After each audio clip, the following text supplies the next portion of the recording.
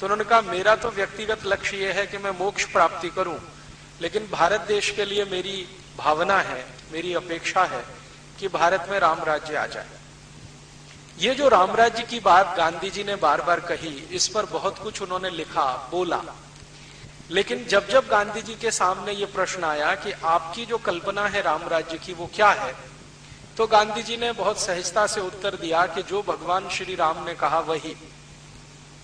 अब भगवान श्री राम ने राम राज्य के बारे में, अपने राज्य के बारे में कहां कुछ कहा, इस दृष्टि से बहुत दिन में खोजता रहा और बहुत सारे राम कथा के जो विद्वान लोग हैं, मर्मज्ञ हैं, उनसे मिलता रहा कि भगवान श्री राम ने राम राज्य के बारे में क्या कहा है। ज्यादातर जगह मुझे निराशा हाथ लगी।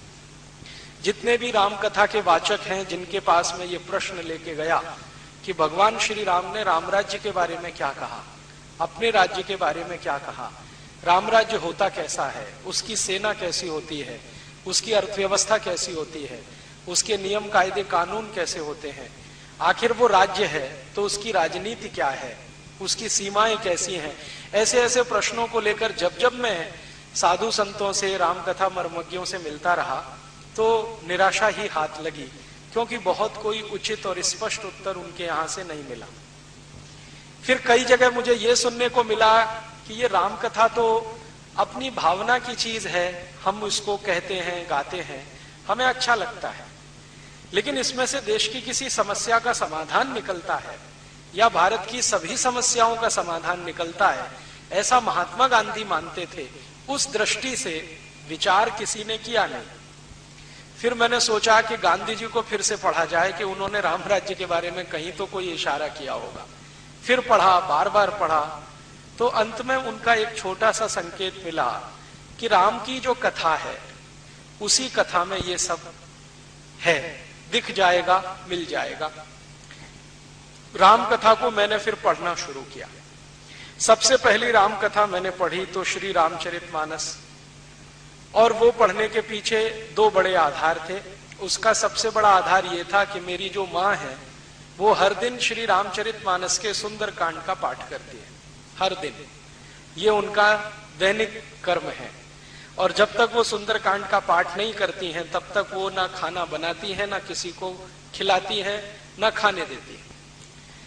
तो कानों में उनके शब्द गूंजते रहे। बचपन से मैं वो सुंदर कांड पढ़ता रहा माँ के माध्यम से।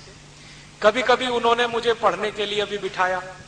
हमारे घर में एक पुरानी परंपरा सी है, बहुत साल से चल रही है, कि साल में एक बार श्री रामचरितमानस का पाठ होता है।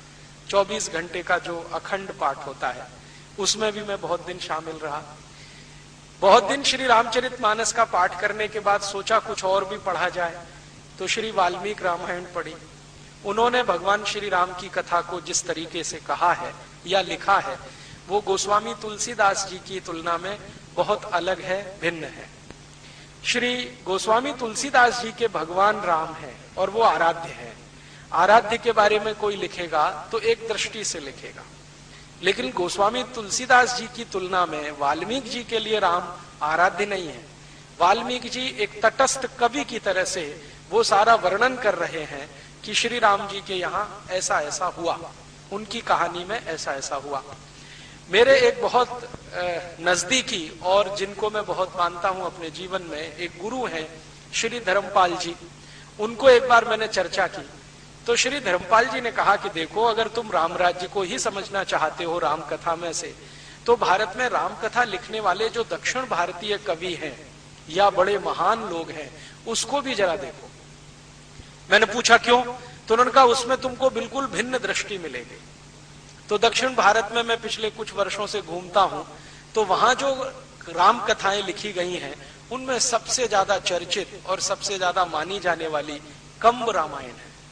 कंब तमिल के एक बहुत बड़े ऋषि हुए, बहुत बड़े ऋषि हुए। जैसे हम वाल्मीकि का अपने यहाँ स्थान मानते हैं, गोस्वामी तुलसीदास का मानते हैं, वैसे ही तमिल समाज के लोग कंब ऋषि को बहुत ऊंचा मानते हैं। तो कंब एक बड़े ऋषि हुए, उन्होंने श्री राम जी की कथा लिखी है और उसको दक्षिण भारत में कंबन रामायण के रूप में जाना जाता है।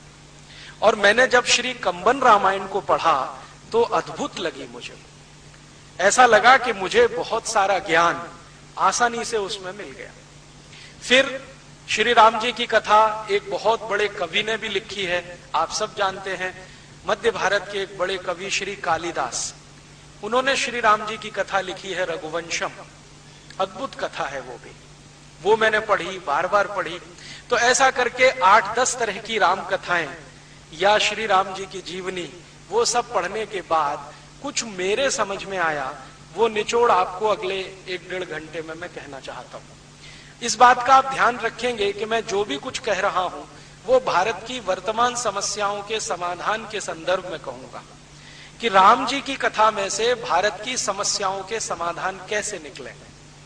आज की जो समस्याएं हम देख रहे हैं अपने देश में, राजनीति के स्तर पर हो या सामाजिक समस्याएं हो, हमारी सभ्यता में आई हुई समस्या हो या संस्कृति के स्तर पर हो, इन सभी के समाधान राम जी की कथा में से मुझे दिखाई देते हैं। और अब मुझे समझ में आता है कि महात्मा गांधी किस राम राज्य की बात करते थे। गांधी जी जब बार बार कहते थे कि अगर भारत में राम राज्य हो जाए तो सब समस्याओं का समाधान हो जाए, अब मुझे उस बात पर बिल्कुल स्पष्टता है और दिखाई देता है कि अगर इस देश को राम राज्य के रास्ते पर ले जाएं तो कैसे समस्याओं का बहुत सरल और सुखद समाधान हमें मिल सकता है। श्री राम जी की कथा आप सब जानते हैं। कथा कहने में मैं समय खराब नहीं करूंगा क्योंकि कथा आप सभी ने सुनी है। कथा के बीच में जो बिटवीन द लाइंस होती हैं, संवाद जो होते हैं, जिनमें से कोई बात को पकड़ के विश्लेषण किया जा सकता है, ऐसी कुछ बातें आपके बीच में रखूंगा। और श्री राम के चरित्र में जो बातें मुझे बहुत अच्छी लगती हैं वो भी आपसे मैं शेयर करने की कोशिश करूंगा। मैंने अपने सुविधा की दृष्टि से श्री राम जी की कथा को 2 हिस्सों में बांटा है, या श्री राम के जीवन को 2 हिस्सों में बांटा है। एक हिस्सा है उनके जीवन का पूर्वार्ध और दूसरा हिस्सा है उनके जीवन का उत्तरार्ध। पूर्वार्ध का जो हिस्सा है वो उनके जन्म लेने से और उनके वन गमन के 1 दिन पहले तक का है।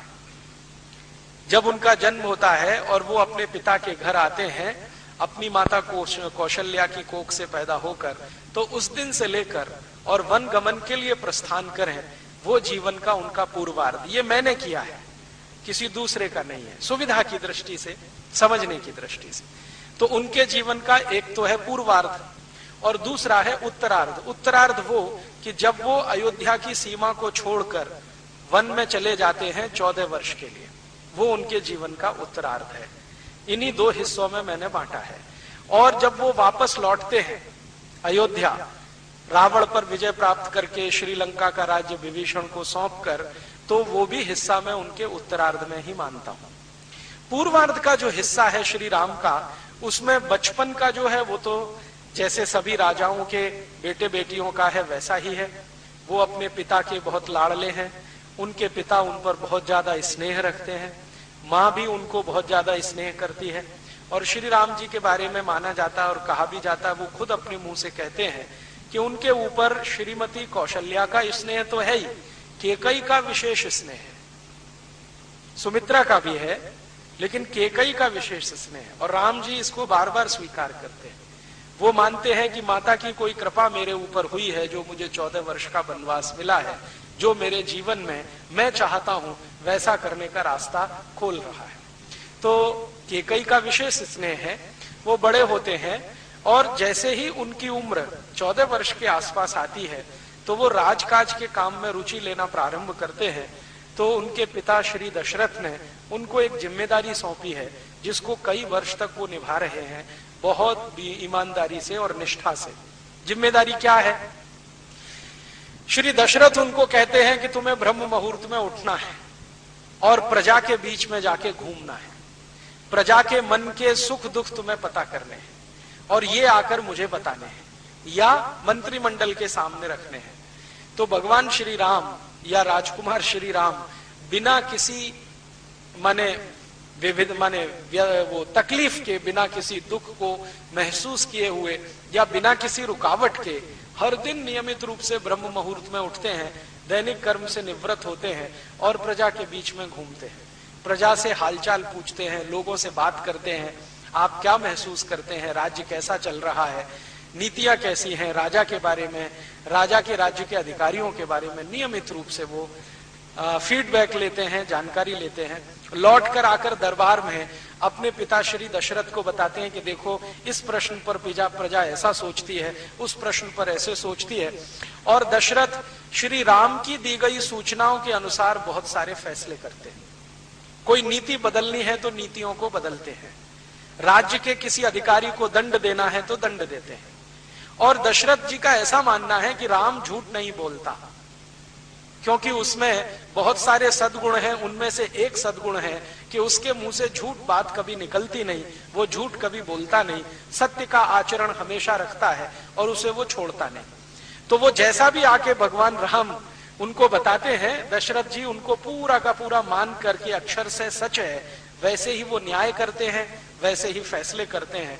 तो उनका राज्य बहुत अच्छे से चल रहा है, प्रजा में काफी सुख है, दुख नहीं है, तकलीफें नहीं है। तो श्री राम जी के 14 वर्ष के आसपास की उम्र का समय इस कार्य में बीत रहा है।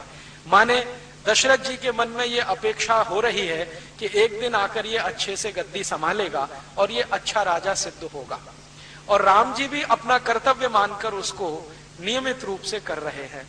जब जब उनके सामने ऐसा कोई मौका आता है कि जाओ अपने ननिहाल चले जाओ या अपने किसी रिश्तेदार के घर चले जाओ, तो वो किसी न किसी कारण से अपने को रोकते हैं और वो बार बार कहते हैं कि मैं ननिहाल गया तो ये बड़ा काम रुक जाएगा, इसलिए ननिहाल जाना हर बार वो टालते हैं। जबकि उनके जो भाई हैं भरत, उनको जब मौका मिले ननिहाल जाने का वो सहर्ष तैयार रहते हैं। और उनकी माँ भी उनको बहुत प्रेरित करती है कि तुम ज्यादा समय वहीं रहो तो अच्छा है। तो ऐसा कुछ अंतर सा दिखाई देता है। बाद में उनके इसी उम्र के आसपास के समय में उस राज्य के एक बड़े गुरु विश्वामित्र जी आके श्री राम को उनके पिता से मांग लेते हैं और वो कहते हैं कि देखो मैं वन में यज्ञ करना चाहता हूं और यज्ञ करने के लिए रास्ते में बहुत सारी रुकावटें हैं। उन रुकावटों में सबसे बड़ी रुकावट है राक्षस हैं, वो यज्ञ संपन्न नहीं होने देते, किसी न किसी बहाने कोई ना कोई विघ्न डालते रहते हैं। मैं शस्त्र नहीं उठाने की कसम खा चुका हूं, वरना मैं स्वयं इन राक्षसों का संहार करने में समर्थ हूं। तो मुझे आप अपना बेटा दीजिए जो इन राक्षसों का संहार करे और मेरा यज्ञ निर्विघ्न संपन्न करे। बाद में विश्वामित्र जी दशरथ के दरबार में आकर पूरी कहानी सुनाते हैं कि इन राक्षसों ने कैसा उत्पीड़न कर रखा है, कैसा अत्याचार मचा रखा है, कैसे ये सब चीजों को तहस नहस करने में लगे हुए हैं, आदि आदि। आप जानते हैं कि राजा दशरथ के जो गुरु हैं वो वशिष्ठ हैं, लेकिन विश्वामित्र भी उनसे कुछ नीचे नहीं है। वशिष्ठ की राज दरबार में बहुत इज्जत है, सम्मान है, लेकिन विश्वामित्र का समाज में बहुत सम्मान है। उस समय का जो समाज है, उस समाज में विश्वामित्र की ऊंचाई बहुत है और राज्य के अंदर वशिष्ठ की ऊंचाई है। तो जब विश्वामित्र आते हैं और राम जी को मांगते हैं तो दशरथ कहते हैं कि ठीक है, मैं वशिष्ठ से बात करूंगा और मेरे गुरु अगर कहते हैं तो जरूर शहर से जाने की अनुमति है। तो वशिष्ठ से दशरथ जी का संवाद होता है। उस संवाद में श्री राम जी भी पहुंच जाते हैं। हालांकि उनको उनके पिता ने अनुमति नहीं दी है कि तुम इसमें शामिल हो, लेकिन वो कहते हैं कि मेरे बारे में फैसला हो रहा है, इसलिए मेरा रहना आवश्यक है। तो वशिष्ठ जी कुछ ऐसे इशारे में संकेत करते हैं कि राम का वहां जाना ठीक नहीं है, उसकी जरूरत भी नहीं है। हम चाहें तो विश्वामित्र के साथ अपनी सेना को भेज देते हैं, ये सेना जाएगी, राक्षसों का संहार करके वापस आ जाएगी, इसमें कोई तकलीफ नहीं है। तो राम पूछ रहे हैं आप ऐसा क्यों सोचते हैं? तो वशिष्ठ कहते हैं कि देखो तुम्हारे पिताजी वृद्ध हो चुके हैं, इनको अभी वानप्रस्थी होना है, राजकाज से मुक्त होना है, अब तुम्हें इस राज्य को संभालना है, तुम्हें ये पद मिलना है, इस पर बैठकर इसकी गरिमा है, इसकी इज्जत है, प्रतिष्ठा है, वो बढ़ानी है, इसलिए हम तुमको वन नहीं भेज सकते। पता नहीं वहां कितना समय लगे, 2 वर्ष लग जाएं, 5 वर्ष लग जाएं, हो सकता है ज्यादा समय लग जाए, क्योंकि ये राक्षसों का साम्राज्य, खासकर जो मायावी राक्षस हैं उनका साम्राज्य बहुत फैल गया है। अयोध्या की सीमा को छोड़कर जितनी सीमाएं वर्णन की गई हैं वो सब राक्षसों के कब्जे में है। तो श्री राम कहते हैं कि मुझे जीवन में एक ही तो मौका मिल रहा है अपने को साबित करने का, और आप वो भी मुझसे छीन लेना चाहते हैं। और वो कहते हैं कि मुझे तो लगता है कि विश्वामित्र मेरे बड़े हितैषी हैं आपकी तुलना में। तो वशिष्ठ उनसे पूछ रहे हैं कि तुमको ऐसा क्यों लगता है? तो वो कहते हैं कि देखो, जब तक मैं राजमहल में रहता हूं तो मुझे प्रजा के सुख दुख का सिर्फ अनुभव हो जाए, इसकी मैं कोशिश करता हूं प्रयास पूर्वक। लेकिन अगर मैं राजमहल छोड़ के चला जाऊं और जंगल में रहने लगूं ऐसे ही जैसे सामान्य प्रजा रहती है, तो मुझे प्रयास पूर्वक अनुभव नहीं करना पड़ेगा, आसानी से मुझे अनुभव होने लगेगा। तो जब तक मैं ये राजमहल के सुख नहीं छोड़ूंगा तब तक मुझे दुख का अनुभव होगा नहीं, और जब तक दुख का अनुभव नहीं होगा तब तक न्याय और अन्याय का अंतर मुझे नहीं पता होगा, श्रेय और प्रेय का अंतर नहीं मालूम है, क्या अभीष्ट है क्या नहीं है ये मैं समझ नहीं पाऊंगा, इसलिए मुझे तो जाना ही है। अब इस तरह के वाक्य जब वो बोलते हैं तो वशिष्ठ जी कहते हैं कि फिर ठीक है, जैसी तुम्हारी इच्छा। तो श्री राम जी कहते हैं मेरी इच्छा नहीं, ईश्वर की इच्छा, ईश्वर की इच्छा। तो वो कहते हैं वो कैसे? तो उन्होंने कहा ये ईश्वर की इच्छा है कि मैं जाऊं, वरना विश्वामित्र ऐसे ही नहीं आए हैं। विश्वामित्र खुद इतने तपस्वी हैं और बलशाली हैं जिन्होंने अद्भुत अद्भुत किस्म के अस्त्र और शस्त्रों का निर्माण किया है। वो चाहे तो राक्षसों का पूरा साम्राज्य मिटा सकते। वो कह रहे हैं कि मैंने एक संकल्प किया है कि राक्षसों के युद्ध नहीं लड़ूंगा, लेकिन वो संकल्प तोड़ भी सकते हैं, और संकल्प तोड़ने का प्रायश्चित करने की भी हैसियत उनकी है, लेकिन कुछ विशेष सोच विचार कर वो मुझे लेने आए हैं। तो मैं मानता हूं कि ये ईश्वर की कोई इच्छा है। और वशिष्ठ को कहते हैं कि मैं तो बहुत आस्थावान हूं, ईश्वर के प्रति मेरा परम विश्वास है, और वो कहते हैं कि नियत ही निश्चित है, इसलिए मुझे लगता है कि ये वनगमन जाना ही है। तो वो निकलते हैं और अपने साथ अपने भाई लक्ष्मण को ले जाते हैं। पहले तो वो सोचते हैं मैं अकेला जाऊं, लेकिन लक्ष्मण उनको बहुत जिद करके तैयार करते, नहीं मैं भी आपके साथ चलूंगा। लक्ष्मण की जो माँ है सुमित्रा, वो उनको बार बार ये सिखा रही है कि तुम्हें राम की छाया बन के रहना है, जीवन के किसी भी मोड़ पर उन्हें छोड़ना नहीं है, तुमको उनसे सीखना है, अपना इष्ट उनको बनाना है। तो सुमित्रा की शिक्षा, बाद में दशरथ का आशीर्वाद, दोनों मिलकर विश्वामित्र के साथ जाते हैं। अब विश्वामित्र के साथ जब वो जा रहे हैं तो सबसे महत्व की बात जो मुझे समझ में आती है वो ये कि जब उनको कहा उनके पिता श्री दशरथ ने कि देखो राक्षसों से युद्ध होगा, तुम अपने साथ सेना लेकर जाओ, तो श्री राम कहते हैं कि सेना लेकर गया तो क्या फायदा। तो कहते हैं अच्छा ठीक है, सेना लेके नहीं जा रहे हो तो अस्त्र शस्त्र लेकर जाओ। तो उन्होंने कहा अयोध्या के अस्त्र शस्त्रों से लड़ा तो क्या फायदा। फिर वो कह रहे हैं कि अच्छा ठीक है, ना तुम सेना ले जाना चाहते हो ना अस्त्र शस्त्र ले जाना चाहते हो, इस राज्य के कुछ बहादुर सैनिक हैं उनको अपने साथ ले जाओ। उन्होंने कहा नहीं, ये तो मैं धर्म युद्ध के लिए जा रहा हूं, न्याय युद्ध के लिए जा रहा हूं, इसलिए जहां जाऊंगा वहीं सेना बनाऊंगा, जहां जाऊंगा वहीं अस्त्र शस्त्रों का निर्माण करूंगा, जहां जाऊंगा वहीं संसाधन जुटाऊंगा। अब ये जो बात है श्री राम जी की, ये आज की बहुत सारी समस्याओं की तरफ इशारा करती है। श्री राम में लीडरशिप है, नेतृत्व करने की क्षमता है। लीडर वो होता है जो जहां जाए वहीं व्यवस्था बना ले। और आज के भारत की राजनीति में लीडर पैदा होना बंद हो गए हैं, अब मैनेजर पैदा होते हैं। मैनेजर माने वो जिसको सब कुछ दिया जाए तब कुछ करे। हमारे आज के नेता पता है क्या कहते हैं? टीए चाहिए, डीए चाहिए, एचआरए चाहिए, बेसिक सैलरी में इतने सारे इमोल्यूमेंट्स चाहिए, इतने करोड़ रुपए का खर्चा चाहिए, ऐसी गाड़ियां चाहिए, एसी फर्स्ट क्लास का पास चाहिए, हवाई जहाज की नियमित यात्राएं चाहिए, तब जाकर हम कुछ करेंगे। तो ये लीडर नहीं है, ये तो मैनेजर है।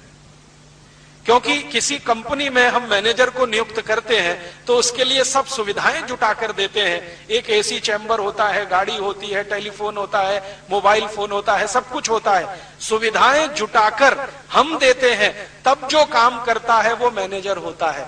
और बिना सुविधाओं के काम करके जो बना लेता है वो लीडर होता है। तो श्री राम में लीडरशिप है, और उनको अपनी लीडरशिप पर इतना भरोसा है कि वो कह रहे हैं कि मैं वन में चला गया, आप परेशान मत हो, जो वन में रहने वाले लोग हैं उन्हीं के बीच से सेना खड़ी करूंगा। उनके पास जो संसाधन है उन्हीं संसाधनों से अपने काम चलाऊंगा। कभी मैं अयोध्या राज की सेना मांगने के लिए नहीं आऊंगा। हां, जरूरत पड़ेगी तो गुरु विश्वामित्र का निर्देश लेता रहूंगा और युद्ध नीति में उनसे कुछ सीखता रहूंगा, लेकिन मांगने तो नहीं आऊंगा। उनका अपना आत्मविश्वास इतने गजब का है। और वो लक्ष्मण को पूछते हैं, तुम्हें मंजूर है? हम बिना सेना के जा रहे हैं, बिना दास दासियों के जा रहे हैं, बिना संसाधनों के जा रहे हैं, हम अपना रथ भी लेके नहीं जा रहे हैं, रथ भी यहीं छोड़ेंगे। अयोध्या की सीमा खत्म हो जाएगी, उसके बाद रथ आगे नहीं जाएगा, पैदल ही जाना पड़ेगा। जैसे विश्वामित्र कहेंगे वैसे ही करना पड़ेगा। कंदमूल खाने पड़ेंगे, जंगलों में सोना पड़ेगा, पेड़ के नीचे कुटिया बनानी पड़ेगी। हो सकता है कि बहुत सारे कीड़े मकोड़े हमें परेशान करें, उनके बीच में सुरक्षित रहना पड़ेगा। तैयार हो? तो लक्ष्मण कहता है, इसमें पूछने की क्या बात है? तो वो कहते हैं, नहीं नहीं, अभी तक तुमने दुख देखा नहीं है, अभी तो राजमहल के सुख में तुम रहे हो। तो वो पूछ रहे हैं लक्ष्मण को कम्बन रामायण में जो ऋषि है ना, उन्होंने राम के बराबर रखा है। मतलब लक्ष्मण बोलते हैं, रामचरितमानस में लक्ष्मण ज्यादा सुनते हैं, कंब रामायण में लक्ष्मण बोलते हैं और बराबर बोलते हैं। तो कंब रामायण में लक्ष्मण कह रहे हैं कि अच्छा, आपने कौन सा दुख देखा है इन महलों में? आपने अभी तक सुख ही सुख देखा है, तो मैंने भी देखा है। अब आप दुख झेलना शुरू करेंगे, मैं भी सीख लूंगा, इसमें कोई मुश्किल नहीं है, चलो। तो दोनों निकलते हैं विश्वामित्र के साथ। विश्वामित्र के साथ रास्ते भर जो संवाद उनका चला है, अद्भुत है, बहुत ही अद्भुत है। विश्वामित्र राम को बहुत सारे प्रश्न करते हैं और उन प्रश्नों के जो वो उत्तर देते हैं तो विश्वामित्र गदगद होते हैं। वो कहते हैं कि ये लड़का समय से पहले परिपक्व हो चुका है और भविष्य का चक्रवर्ती सम्राट या राजा होने की इसमें सभी काबिलियत है। तो ऐसे बहुत सारे प्रश्न हैं जो विश्वामित्र और राम के संवाद के रूप में है। तो विश्वामित्र पहला प्रश्न पूछ रहे, राम तुम्हें मालूम है हम कहां जा रहे हैं? तो हाँ, वन में जा रहे हैं, कहीं आपकी कुटिया बनी हुई है, वहां राक्षस बहुत उत्पात मचा रहे हैं, वो आपको यज्ञ नहीं करने दे रहे हैं और आपको यज्ञ करना है, क्योंकि ये यज्ञ आप अपने लिए नहीं कर रहे हैं, समाज के लिए कर रहे हैं, समाज को सुख मिले इसके लिए यज्ञ कर रहे हैं। तो मैं भी समाज का एक अंग हूं, आपके यज्ञ में निर्विघ्नता आए, वो संपन्न हो, ऐसी मेरी इच्छा है, उसमें सहयोग करने जा रहा हूं। तो वो पूछ रहे हैं विश्वामित्र कि तुम जहां जा रहे हो वहां किस तरह के राक्षस रहते हैं, अंदाजा है? तो उन्होंने कहा अंदाजा तो नहीं है, लेकिन देख लूंगा, पता चल जाएगा कितने मजबूत हैं, कितने ताकतवर हैं, उनकी शक्ति कितनी है, मेरी शक्ति कितनी है। तो फिर वो कह रहे हैं कि सेना तो लिया नहीं है हमने, राजा दशरथ तो तैयार थे सेना देने के लिए, पैसा भी लिया नहीं है हमने, दास दासियां लिया नहीं है हमने, मैनेजर लिए नहीं है, तुम्हारे सहयोगी है नहीं, तुम्हारे पास अपना तीर कमान है, धनुष है, लक्ष्मण के पास इतना है, अब क्या करेंगे वहां? तो श्री राम कहते हैं एक वाक्य, वो कहते हैं कि हम जन सेना बनाएंगे। राजा दशरथ की सेना तो दूसरे तरह की है, हम तो दूसरे तरह की सेना बनाएंगे। तो विश्वामित्र जिज्ञासा से पूछते हैं, तुम्हारा क्या मानना है, राजा दशरथ की सेना कैसी है? तो वो कहते हैं, राजा दशरथ की सेना में जितने भी सैनिक हैं वो सब वेतन पर काम करने वाले हैं। तो इनकी जो देशभक्ति है या स्वामी भक्ति है वो वेतन से जुड़ी हुई है। जब तक इनको समय से वेतन मिलता रहता है, इनके मन में देशभक्ति प्रज्वलित रहती है। जो एक महीने भी इनका वेतन ना मिले तो ये सब बिखर जाते हैं, इनमें दम नहीं है। इनकी ताकत से राक्षस राज्य का सफाया नहीं होता। तो फिर विश्वामित्र पूछ रहे हैं, तुम्हें शक है कोई? हाँ, राम कह रहे हैं बहुत बड़ा शक है। अगर राक्षसों का कोई राजा इनके पास आए और हमसे ज्यादा सैलरी और पगार ऑफर कर दे तो ये तो सब चले जाएंगे उनके पास, इन पे भरोसा नहीं है मुझे। तो उन्होंने कहा, तुम ऐसा किस आधार पर कहते हो? तो उन्होंने कहा, मैं रोज यही देखता हूं अपने राज्य माने अयोध्या में, मैं रोज सुबह ब्रह्म मुहूर्त में निकलता हूं, सैनिकों के घर में भी जाता हूं, सेना प्रमुख के यहां भी जाके बैठता हूं, उनसे जो संवाद होते हैं उससे मेरे समझ में आता है कि ये पैसे के लिए लड़ने वाले हैं, इनकी ताकत नहीं है। इसलिए मैं तो ऐसे सैनिक तैयार करूंगा जो अपने सम्मान और इज्जत के लिए लड़ेंगे, अपने अस्तित्व के लिए लड़ेंगे, उनकी ताकत इनसे कई गुनी ज्यादा होगी। तो विश्वामित्र पूछ रहे हैं कि जरा और स्पष्ट करो। तो वो कह रहे हैं कि देखो, जंगलों में कोई लोग तो रहते हैं। तो विश्वामित्र से पूछ रहे हैं बताओ कौन तरह के लोग रहते हैं। तो विश्वामित्र भारत के उन जनजातियों के नाम गिना रहे हैं उनको जो जंगलों में निवास करती हैं। जैसे गोंड जनजाति है, भील जनजाति है, कोल जनजाति है। ऐसी 4556 जनजातियां हैं जो शहरों में रहती, नगरों में नहीं रहती। आज दुर्भाग्य से हम उन सबको आदिवासी कहते हैं, राम जनजाति के रूप में संबोधित करते हैं। तो राम कह रहे हैं कि ये जो 4556 किस्म की जनजातियां हैं, इनका राक्षसों से क्या लेना देना है। तो विश्वामित्र समझाते हैं कि राक्षस इन्हीं को परेशान करते हैं, इनके घर लूट लेते हैं, इनकी संपत्ति लूट लेते हैं, इनके घर की बेटियों को ले जाते हैं, इनकी पत्नियों का शील हरण कर देते हैं, उनकी बेइज्जती करते हैं, उनका सम्मान खत्म कर देते हैं और घरों में आग लगा देते हैं। इनके घरों से पकड़े हुए लोगों को दास बनाकर कहीं बेच देते हैं। राक्षस इस किस्म के लोग हैं। तो राम कहते हैं कि बस मेरा समाधान हो गया। विश्वामित्र पूछते हैं क्या? तो कहते हैं मैं इन्हीं के बीच में जाऊंगा। चूंकि राक्षस इनको परेशान कर रहे हैं, चूंकि ये राक्षसों से पीड़ित हैं, चूंकि उनसे बहुत साल से शोषित हैं, चूंकि इनके सम्मान को राक्षसों ने बार बार तोड़ा है, इसलिए इनके मन में चिंगारी थोड़ी सी सुलगाऊंगा, ये बहुत बड़े सैनिक बन जाएंगे। तो विश्वामित्र कहते हैं कि राम, ये तो सब साधारण लोग हैं। कैसे लोग हैं? राम पूछ रहे हैं, मैंने तो देखा नहीं है।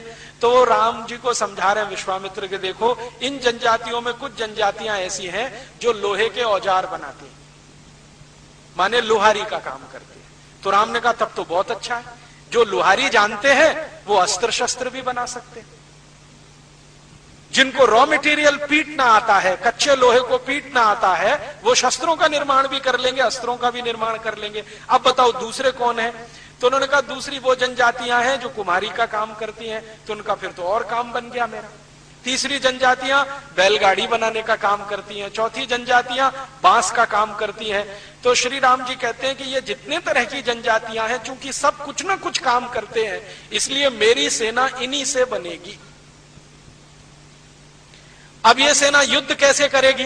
तो श्री राम जी कहते हैं कि ये हर समय युद्ध नहीं करेगी। ये सेना के सैनिक हर समय अपना काम करेंगे, जब युद्ध का समय आएगा तो काम छोड़कर मैदान में लड़ेंगे। तो विश्वामित्र कहते हैं कि तब तो इनको विशेष प्रशिक्षण देना पड़ेगा। तो राम ने कहा उसकी जिम्मेदारी मैं लेता हूं, इनको विशेष प्रशिक्षण देना है वो मेरी जिम्मेदारी है। तो इस तरह का संवाद करते करते सीमा खत्म होती है और विश्वामित्र के वन का जो स्थान है वहां आके वो टिकते हैं। आते ही मुठभेड़ हो जाती है और वो वध करना शुरू करते हैं। आप जानते हैं कि जो सबसे बड़ी राक्षसनी का वध किया है वो ताड़का है, और उस ताड़का का वध करने में उनको सब समझ में आ जाता है कि ये राक्षसों की राज्य व्यवस्था कैसी है, इनकी नीतियां कैसी हैं, न्याय कैसे हैं, कानून कैसे हैं, आदि आदि। तो राम और लक्ष्मण एक दूसरे से संवाद करते हैं कि हम कुछ भी करेंगे, इन राक्षसों का सफाया करेंगे, क्योंकि ये धर्म के विरुद्ध है, न्याय के विरुद्ध है। तो लक्ष्मण जी पूछते हैं भैया ये न्याय क्या होता है, अन्याय क्या होता है? तो जो सुंदर परिभाषा उन्होंने दी है वो आज 5,13,000 साल के बाद भी उतनी ही सुंदर है। राम जी कह रहे हैं कि देखो, जब कोई अपने स्वार्थ को छोड़कर स्वार्थ के लिए लड़ता है वो सब अन्याय होता है। ये है राम की परिभाषा। जो व्यक्ति स्वार्थ को छोड़कर परमार्थ के लिए लड़ता है, दूसरों की इज्जत बढ़ाने के लिए लड़ता है, दूसरों का सम्मान बढ़ाने के लिए लड़ता है, दूसरों की रोजी रोटी बचाने के लिए लड़ता है, वो सबसे बड़ा न्यायी है। और जो दूसरों की परवाह ही नहीं करता, सिर्फ अपने ही स्वार्थ में डूबा रहता है, राम कहते हैं उससे ज्यादा अन्यायी दूसरा कोई नहीं है। आज की समय में देख लें, ये परिभाषा बिल्कुल सटीक बैठती है। आज कलयुग आ गया है, राम जी का युग तो चला गया है। 5,13,000 साल से कुछ ज्यादा समय बीत गया है। आज भी यही दिखाई दे रहा है इस समाज में कि जो अपना स्वार्थ छोड़कर समाज के लिए, सामाजिक लोगों के लिए काम करे, वही महात्मा गांधी होता है, वही लोकमान्य तिलक होता है, वही भगत सिंह, ऊधम सिंह होता है। और उन्हीं के सामने हम अपना सिर झुकाते हैं। और जो सब कुछ परमार्थ छोड़कर स्वार्थ में डूबा रहता है, वो भले ही हजारों करोड़ लोगों को या हजारों करोड़ की संपत्ति का मालिक हो, समाज उसको भूल जाता है, 10 दिन भी याद नहीं करता।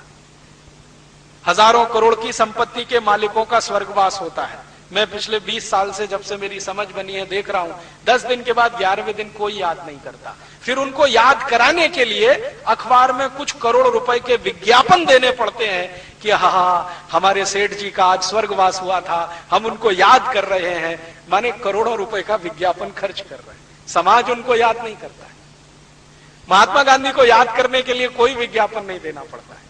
भगत सिंह को याद करने के लिए कोई विज्ञापन नहीं लगता, ऊधम सिंह को याद करने के लिए विज्ञापन नहीं लगता।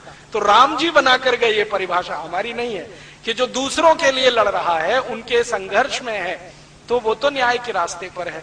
जो अपने स्वार्थ के लिए है, वो तो अन्याय के रास्ते पर है। तब वो बात चल रही है कि ये जो रावण है, वो किस रास्ते पर है?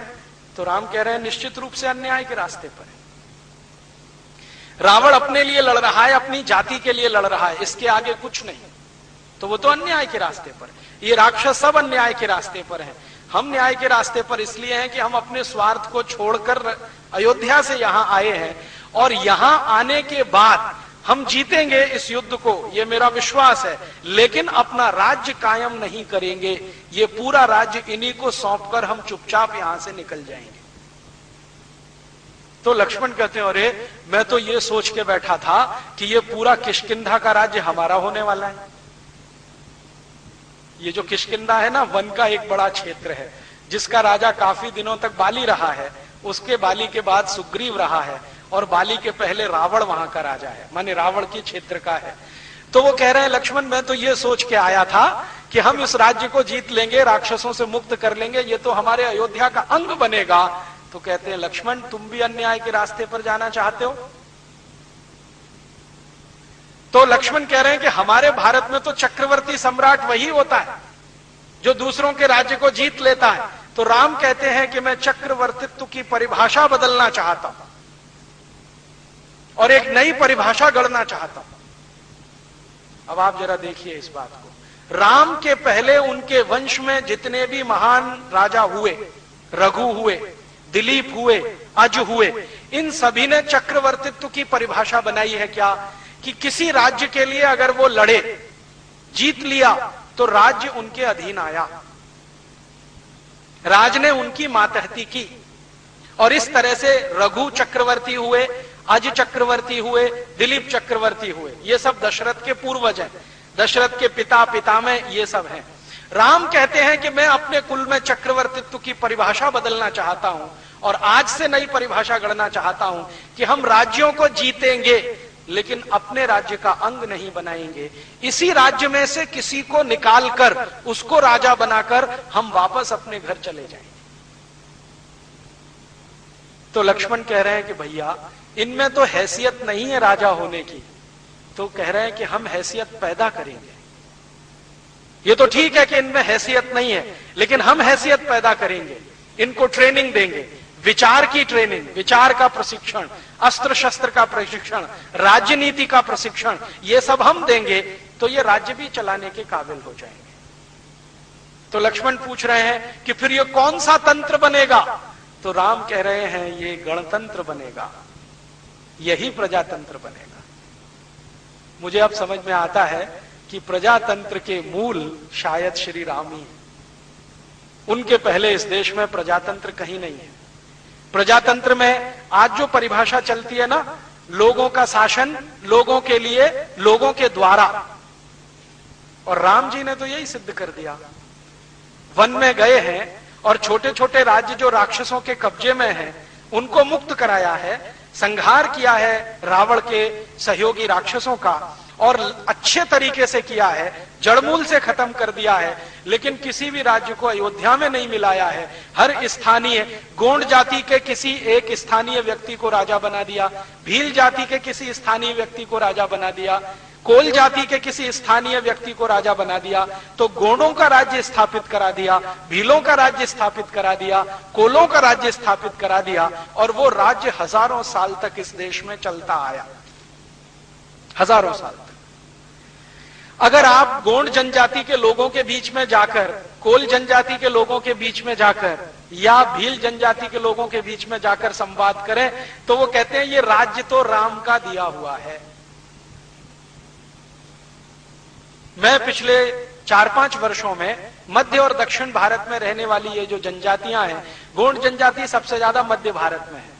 ये जो मध्य प्रदेश का हिस्सा है, थोड़ा महाराष्ट्र का और बहुत बड़ा आंध्र प्रदेश का, यहां पर गोंड जनजातियों के लोग रहते हैं।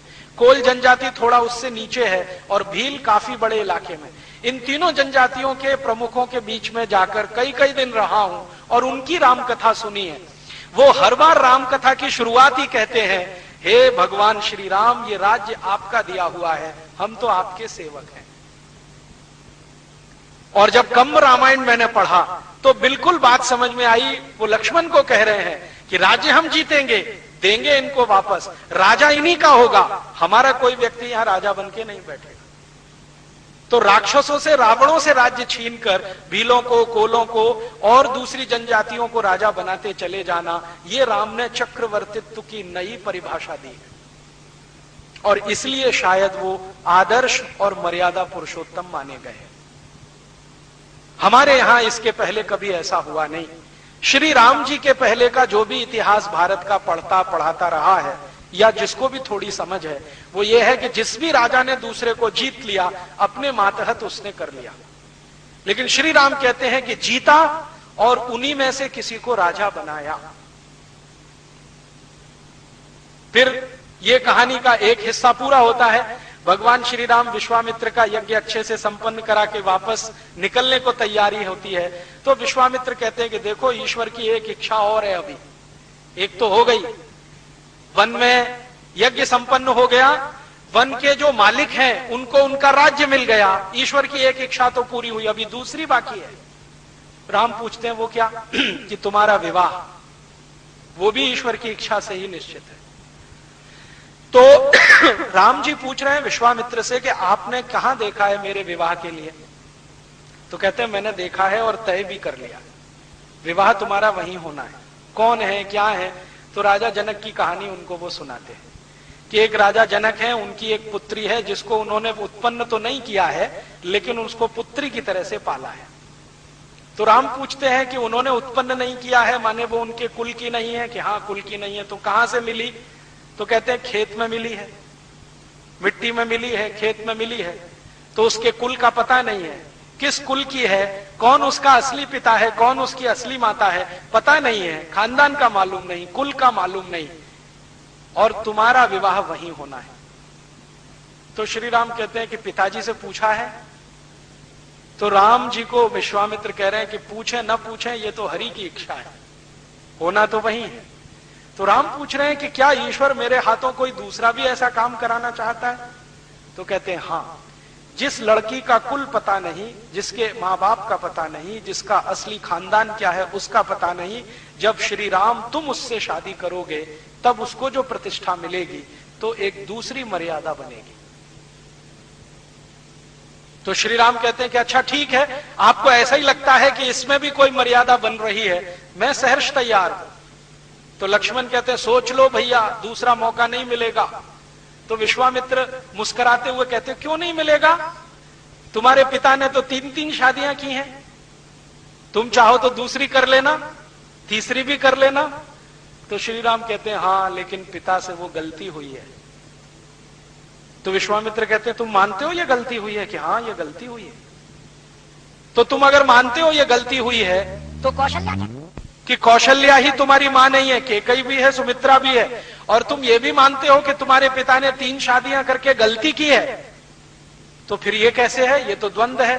तो उन्होंने कहा कि शादियां कर ली हैं तो मैंने उनको मां मान लिया है, लेकिन मेरा मन कहता है कि पिता ने ये गलती की है। तो फिर विश्वामित्र कहते हैं कि तुम्हारे पिता ने कोई गलती नहीं की है, तुम्हारे जो दादा परदादा थे उन्होंने भी यही किया है। और राम का जो वंश है, जिसको रघुवंश कहते हैं, रघुवंश के सभी राजाओं ने एक से ज्यादा शादियां की हैं, अर्थात सभी के पास एक से ज्यादा पत्नियां हैं।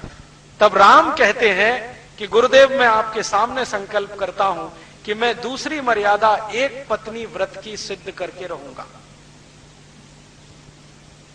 तो वो पूछते हैं कैसे, क्यों? तो वो कहते हैं कि मैंने अपने महल में देखा है, कौशल्या दशरथ की पहली पत्नी है, जैसे ही दूसरी आई तो कौशल्या के प्रति दशरथ में उपेक्षा भाव आया, और तीसरी आई तो कौशल्या और सुमित्रा के प्रति उपेक्षा भाव आया, और केकई के प्रति समर्पण भाव आया, और उसी समर्पण भाव का परिणाम है कि हमारे महल में बहुत कुछ ऐसा हुआ जो होने लायक नहीं है। तो दशरथ कहते हैं, राम तुम समय से पहले परिपक्व हो चुके हो। तो वो कहते हैं कि गुरुदेव, मैं परिपक्व हुआ हूं इतना मुझे नहीं मालूम, लेकिन ईश्वर मुझसे बहुत कुछ कहलवाता है, मुझे कई बार मालूम नहीं होता मैं क्या कह जाता हूं। तब श्री राम को लक्ष्मण जी कह रहे हैं कि अगर ये भगवान राम या श्री राम या मेरे भाई अगर एक पत्नी व्रत का संकल्प लेते हैं तो मैं आजीवन इनके चरणों की वंदना करूंगा, आजीवन इनके चरणों की वंदना करूंगा, और मैं ये कहूंगा जोर जोर कर कि मेरे भाई के चरण मेरे पिता के चरण से ज्यादा पवित्र है। और लक्ष्मण को कहते हैं राम डांटते हुए कि देख, दशरथ पिता हैं। तो लक्ष्मण उत्तर दे रहे हैं कि भले वो मेरे पिता हैं, लेकिन चरित्र में उतने ऊंचे नहीं हैं जितने आप हैं। और लक्ष्मण कह रहे हैं कि कोई कितना भी महान राजा हो, कोई कितना ही महान सेनापति हो, कोई कितना ही महान करोड़पति हो, कोई कितना ही महान विद्वान हो, अगर उसका चरित्र नहीं है तो वो कुछ भी नहीं है। तो राम को वो कह रहे हैं कि भारत की भारतीयता तो चरित्र पर जाती है, बाकी सब चीजें गौड़ हो जाती हैं।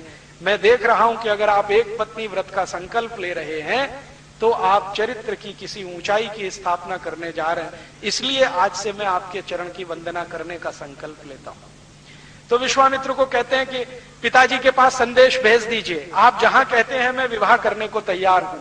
विश्वामित्र कहते हैं एक बार देख तो लो सीता को। तो राम कहते हैं देखना क्या है, तय हो गया है ना कि वो बिना किसी कुल की है, उसका कोई खानदान नहीं है, उसके पिता का पता नहीं, माता का पता नहीं, जनक ने उसको पाला है लेकिन उसके असली माँ बाप का पता नहीं है। मेरी धर्म पत्नी बनेगी, भार्या बनेगी तो सब कुछ उसका स्थिति स्पष्ट हो जाएगी। मैं मानता हूं कि समाज के लिए कोई आदर्श ही बनेगा। तो विश्वामित्र कहते हैं तुम्हारे पिता को अगर सूचना मिलेगी तो ये विवाह नहीं होने देंगे। क्यों? तो कहते हैं जनक से उनकी पुरानी दुश्मनी है, और आप जानते हैं दशरथ और जनक में दुश्मनी है, और एक दिन की नहीं है, कई पीढ़ियों की है। तो राम कहते हैं तब तो और अच्छा है, ये दुश्मनी का अध्याय ही खत्म हो जाएगा, दोस्ती शुरू हो जाएगी। तो कह रहे हैं तुम्हें ऐसा क्यों लगता है दुश्मनी खत्म कर लेनी चाहिए? तो कहते हैं रावण का संहार करना है तो राजा जनक भी चाहिए, दशरथ भी चाहिए और बाकी सब चाहिए।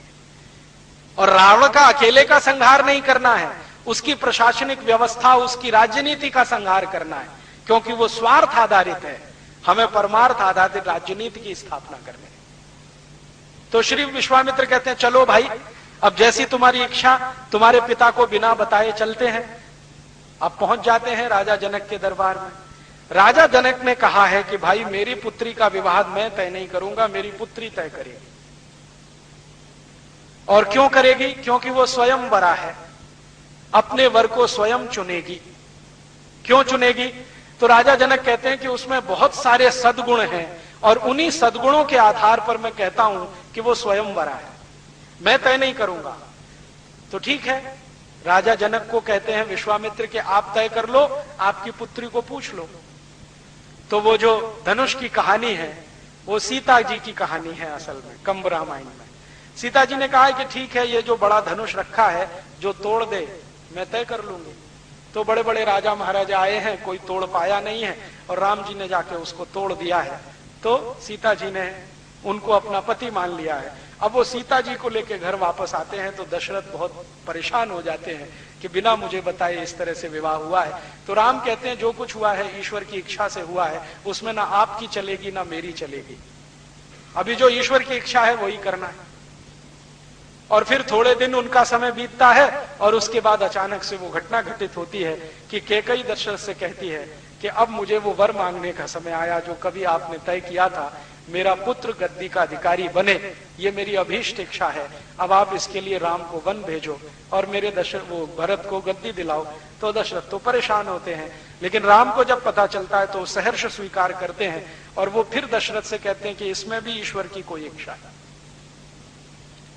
माने हर बार राम जी ईश्वर के प्रति अपनी भक्ति ऐसे दिखाते हैं। आस्थावान व्यक्ति कैसा होता है? जो हर चीज में ईश्वर की इच्छा को देख लेता है। लक्ष्मण को बहुत गलत लगता है, लक्ष्मण विद्रोह करने के लिए तैयार है, अपने बाप के खिलाफ बगावत करने के लिए तैयार है। ऐसा कैसे हो सकता है? आपका अधिकार है, आप सबसे बड़े हैं, गद्दी पर आपको ही बैठना है, राज्य आपको चलाना है, नीतियां आपको आती हैं, न्याय अन्याय आप समझते हैं। भरत को तो कुछ समझ भी नहीं है, वो जिंदगी भर ननिहाल में रहा है, सुखों ही सुखों में पला है, उसने दुख कभी देखा नहीं है। आपने तो दुख का भी अनुभव किया है, मैंने थोड़ा किया है, आपने ज्यादा किया, इसलिए राजा बनने के अधिकारी तो आप ही हैं। तो राम कहते नहीं, अभी राजा बनकर अगर मैं यहां बैठ गया तो इससे भी बड़े कुछ काम होने वाले हैं, वो नहीं होने, इसलिए वन गमन तो जाना है। तो वन गमन जाने का तय होता है और फिर उनके साथ उनकी भार्या धर्म पत्नी सीता और फिर लक्ष्मण भी जाते हैं और वही कहानी फिर दोहराई जाती है। राजा दशरथ कह रहे हैं कि तुम वन जा रहे हो तो दास दासियों को लेके जाओ। राम कहते हैं नहीं। तुम वन जा रहे हो तो घोड़े हाथी लेके जाओ, नहीं। तुम वन जा रहे हो तो धन संपत्ति लेके जाओ, नहीं। तुम वन जा रहे हो तो अस्त्र शस्त्र लेके जाओ, नहीं। मैं जहां जाऊंगा वहीं सेना बनाऊंगा, वहीं के संसाधनों से रहूंगा।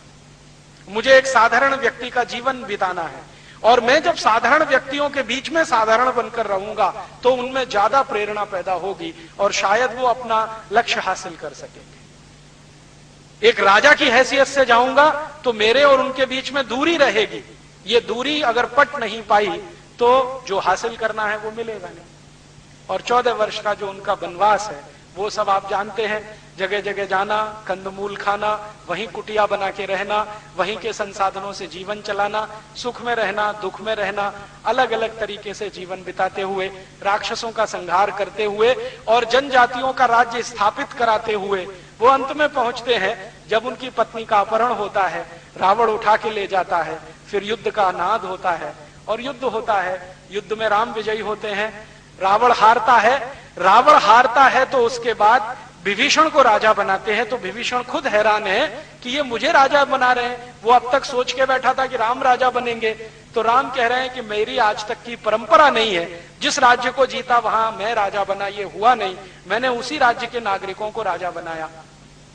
तब विभीषण पूछ लेते हैं, मुझे एक जिज्ञासा है, क्या है कि आपने बाली का संहार किया था और सुग्रीव को राजा बनाया था।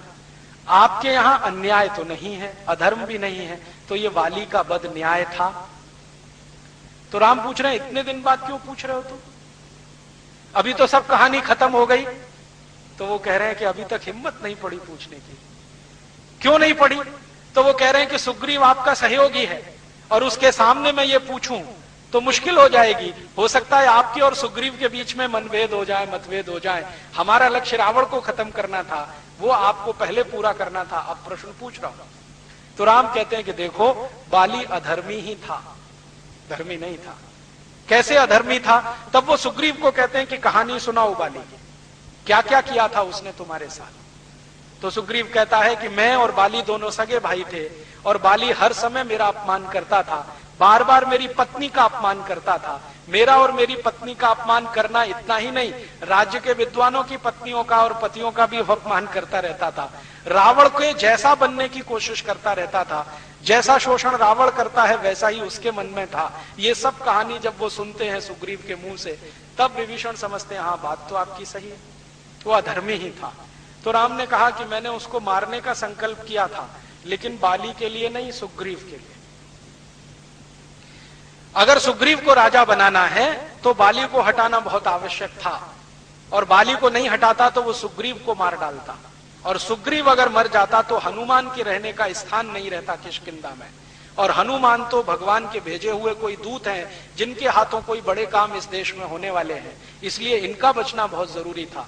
आपको मालूम है किष्किंधा राज्य का जो मालिक था बाली, उसने ऐलान कर दिया था कि मैं इनमें से किसी को नहीं रहने दूंगा, ना सुग्रीव को, ना हनुमान को, ना नल और नील को।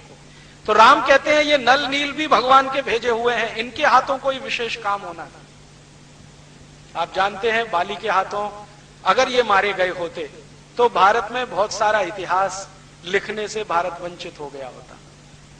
हनुमान के बारे में अगर ये हम कभी कल्पना करें कि बाली ने उनको मरवा दिया होता, तो हनुमान का जो सबसे बड़ा हमारे देश के और लोगों के सामने चरित्र आता है वो ये कि वो भारत के नागरिकों को भारत की जड़ी बूटियों से परिचित कराने वाले आदि वैद्य, क्योंकि मालूम ही नहीं था भगवान श्री राम को कि लक्ष्मण को अचेत अवस्था आई है, मूर्छा हुई है, तो कौन सी जड़ी बूटी लगेगी। वैद्य सुषेण थे, उन्होंने हनुमान जी को समझाया कि वहां वहां जाओ, वहां से कुछ ले आओ। तो हनुमान जी ने कहा हो सकता है एक दो जड़ी बूटी से काम न चले तो पूरा पर्वत ही उठा के लाए, और उन जड़ी बूटियों का परिचय श्री राम को कराया, लक्ष्मण को कराया और पूरी सेना को कराया। तो राम कहते हैं कि ये काम वंचित हो जाता। नल नील का पूछा तो उन्होंने कहा ये नल नील तो अद्भुत हैं दोनों। क्या किया है नल नील ने? राम के साथ रह के नल नील ने सबसे बड़ा काम किया है कि राम की सेना को रावण के राज्य में पहुंचाने के लिए पुल बनाया है। अब तक तो हम सब ये मानते थे कि ये रामचंद्र जी की सेना जो रावण के राज्य में पहुंची उसके लिए कोई पुल बना तो बना होगा, हमारे दिमाग में नहीं बैठता था, कल्पना नहीं आती थी। लेकिन अब अमेरिका की सबसे बड़ी वैज्ञानिक संस्था नासा ने उस पुल के चित्र निकालकर जब सबको दिखाए और उसकी कार्बन डेटिंग हुई तो पता चला कि वो पुल 5,13,000 और कुछ 100 वर्ष पुराना है, और भगवान श्री राम का रावण से युद्ध भी उतना ही पुराना है। तो सिद्ध हो गया कि ये पुल उनके समय में बना है। और श्री राम विभीषण को कह रहे हैं कि देखो मुझे नहीं आता पुल कैसे बनाया जाता है, ये नल नील दोनों जानते हैं। माने आज की भाषा में कहूं तो नल और नील दोनों कंस्ट्रक्शन के बहुत बड़े इंजीनियर जो पुल बनाया। और पुल भी कैसा बनाया? पत्थरों का पुल समुद्र के बीच में, कभी कल्पना काम न करे किसी की ऐसा। अब समुद्र में पत्थरों को डुबोना, तो नाव पे पत्थरों को रखना और नाव में किसी तीर को मार के उसको डुबो देना, ये काम वो कर रहे हैं भगवान श्री राम के साथ। तो पत्थरों को डुबोते डुबोते डुबोते डुबोते फिर एक ऊंचाई तक लाए हैं, फिर कंस्ट्रक्शन हुआ है। और उस पुल का कंस्ट्रक्शन पत्थर और पत्थर को जोड़ने वाले चूने के साथ इतना मजबूत बन गया है कि आज तक वो सुरक्षित है।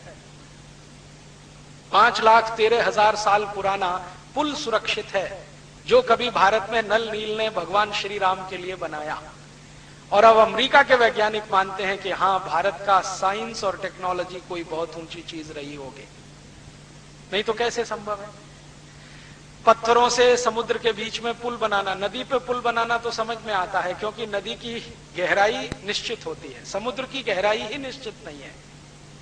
कभी कहां पर 100 किलोमीटर गहरा हो सकता है, कभी कहां पर 40 किलोमीटर, कभी कहां पर 200 किलोमीटर गहरा हो सकता है। इतने गहरे समुद्र में पुल बांध दिया। और वो पुल के फोटोग्राफ्स मैंने देखे, मेरे पास मेरे कंप्यूटर में वो पड़े हुए हैं, बहुत अच्छे से फीड किए हुए हैं। कभी मौका मिला तो एलसीडी प्रोजेक्टर की मदद से आपको दिखाऊंगा कि कैसे एक पत्थर को दूसरे से जोड़ा गया है। उसके अंदर के जो चित्र निकाले हैं ना पुल के, पत्थरों को एक दूसरे से जोड़ा है, बीच में चूना लगा के, लेकिन पत्थर खिसक ना जाए तो लोहे की कील लगी हुई है दोनों तरफ जोड़ने की। ये विज्ञान उस समय था हमारे देश में। और पुल को ऊपर से जब देखते हैं ना, सैटेलाइट से उसके सारे पिक्चर निकाले गए हैं, शायद दैनिक भास्कर अखबार में छप भी चुके हैं, कोई मुझे कल बता रहा था। मेरे पास तो उसके ओरिजिनल फोटोग्राफ्स हैं। तो वो फोटोग्राफ्स जब ऊपर से हम देखते हैं ना, तो पुल साफ दिखाई देता है कि वो ऐसे जेड शेप में बना हुआ है, स्ट्रेट लाइन नहीं है, एक रेखीय रेखा में पुल नहीं है, ऐसे है फिर ऐसे है फिर ऐसे है फिर ऐसे है फिर है। बहुत दिन में सोचता रहा कि ऐसा पुल नल नील ने कैसे बनाया और क्यों बनाया, क्यों बनाया, जरूरत क्या थी। जैसे आजकल डैम बनाते हैं ना, डैम एक तरह का पुल ही होता है, तो सीधी लाइन में बना दिया। तो शायद भारत की तकनीकी नहीं है कि सीधी लाइन में पुल बनाया जाए। ये यूरोप की टेक्नोलॉजी है कि वहां पुल बनाने का काम जो शुरू हुआ है यूरोप में 18वीं शताब्दी से, वो सीधी रेखा में है। भारत में शायद हो नहीं सकता, समुद्र में तो बिल्कुल असंभव है, क्योंकि एक रेखीय पुल अगर होगा, लीनियर होगा, एक ही लाइन में होगा, तो उस पर पानी का दबाव सबसे ज्यादा पड़ेगा, क्योंकि समतल चीज होती है ना, तो उस पर दबाव ज्यादा होता है। पानी का दबाव ज्यादा आएगा तो टूट जाएगा, तो 5,13,000 साल थोड़ी टिक पाएगा। तो नल नील की अकल देखो कि जो दबाव पानी का पड़े उसको एक दूसरे पर डिस्ट्रीब्यूट कर दो, एक ही स्थान पर पूरा दबाव ना पड़े, इसलिए उसको जेड शेप दे दिया। और आज के जमाने के जो हाइड्रोलिक्स के बड़े वैज्ञानिक हैं, जो जल विज्ञान के बड़े वैज्ञानिक हैं, उनसे मैं कहता हूं कि जरा इस डिजाइन की कल्पना करो, तो वो एक ही शब्द कहते हैं, अद्भुत। वो ये कहते हैं कि 5,13,000 साल पहले कोई दो व्यक्ति ऐसे हुए जिनको ये कल्पना थी, इसका माने कोई बहुत बड़े वैज्ञानिक रहे होंगे तभी ये हो सकता है। साधारण लोगों के दिमाग में ये कल्पना नहीं आ सकती कि पानी के प्रेशर को बराबर डिस्ट्रीब्यूट करना है और उसमें शेप जेड का देना है ताकि वो ज्यादा दिन सुरक्षित रहे। पहले जब हम चर्चा करते थे हमारे कुछ आधुनिक पढ़े लिखे मित्रों के साथ, तो वो ये कहते थे कि भारत बहुत महान था, सुना है, लेकिन इसकी महानता क्या थी वो अब दिखाई देती है। ये महानता थी 5,13,000 साल पहले इस तरह के पुल का डिजाइन कर देना, और वो इतने साल तक लगातार टिके रहना, उसके बीच में कहीं क्रैक भी नहीं है। जो सैटेलाइट ने फोटो निकाले हैं ना, इमेज, कहीं भी क्रैक नहीं है। अब वो तो भला हो हमारे दक्षिण भारत की वो जयललिता का, जिसने अभी जिद पकड़ ली थी कि इस पुल को तोड़ ही देना है, क्योंकि ये चेन्नई के रास्ते आने वाले बड़े जहाजों को रुकावट पैदा करता है। उसके खिलाफ एक बड़ा अभियान चला। अच्छा हुआ जयललिता अपने पद से निकल गई तो वो पुल बच गया, नहीं तो वो तोड़ने की तैयारी में थी। तो नेता कैसे हैं हमारे, इससे अंदाजा लगा लो। और राम के जमाने में कितनी मेहनत से बना होगा उसका अंदाजा लगा लो। इस तरह की क्वालिटी उस समय के काम में। और फिर अब समझ में आता है कि अगर ये पुल सत्य था तो सब कुछ सत्य रहा होगा। अब तक हमारे देश में कुछ ऐसे इतिहासकार हुए हैं जो वामपंथी मानते हैं अपने को, लेफ्टिस्ट मानते हैं। वो मानते ही नहीं है कि भगवान राम की कहानी कोई सत्य है। वो ये कहते हैं ये हाइपोथेसिस है। हाइपोथेसिस माने कल्पना में गढ़ी गई है। हाँ, अभी भी वो यही मानते हैं कि काल्पनिक है। और अभी ये जो पुल का हो जाना और उसके समय का वही निकल के आना जो राम का समय है, अब ये सिद्ध कर देता है कि ये सत्य है, इसमें काल्पनिकता कुछ नहीं। और अगर इसी विषय पर आगे हम खोज करें तो बहुत कुछ ऐसा निकल आएगा, क्योंकि वैज्ञानिकों ने अब ये माना है कि ये पुल नीचे जो गया है इसके साथ पूरी सभ्यता नीचे गई होगी। सब कुछ नीचे चला जाता है कि नहीं? हो सकता है भगवान श्री राम के जाने के बाद और आज तक 20 85 सुनामी आए हो और ये नीचे जाता गया जाता गया जाता गया और आज 40-50 किलोमीटर नीचे स्थिर हो गया।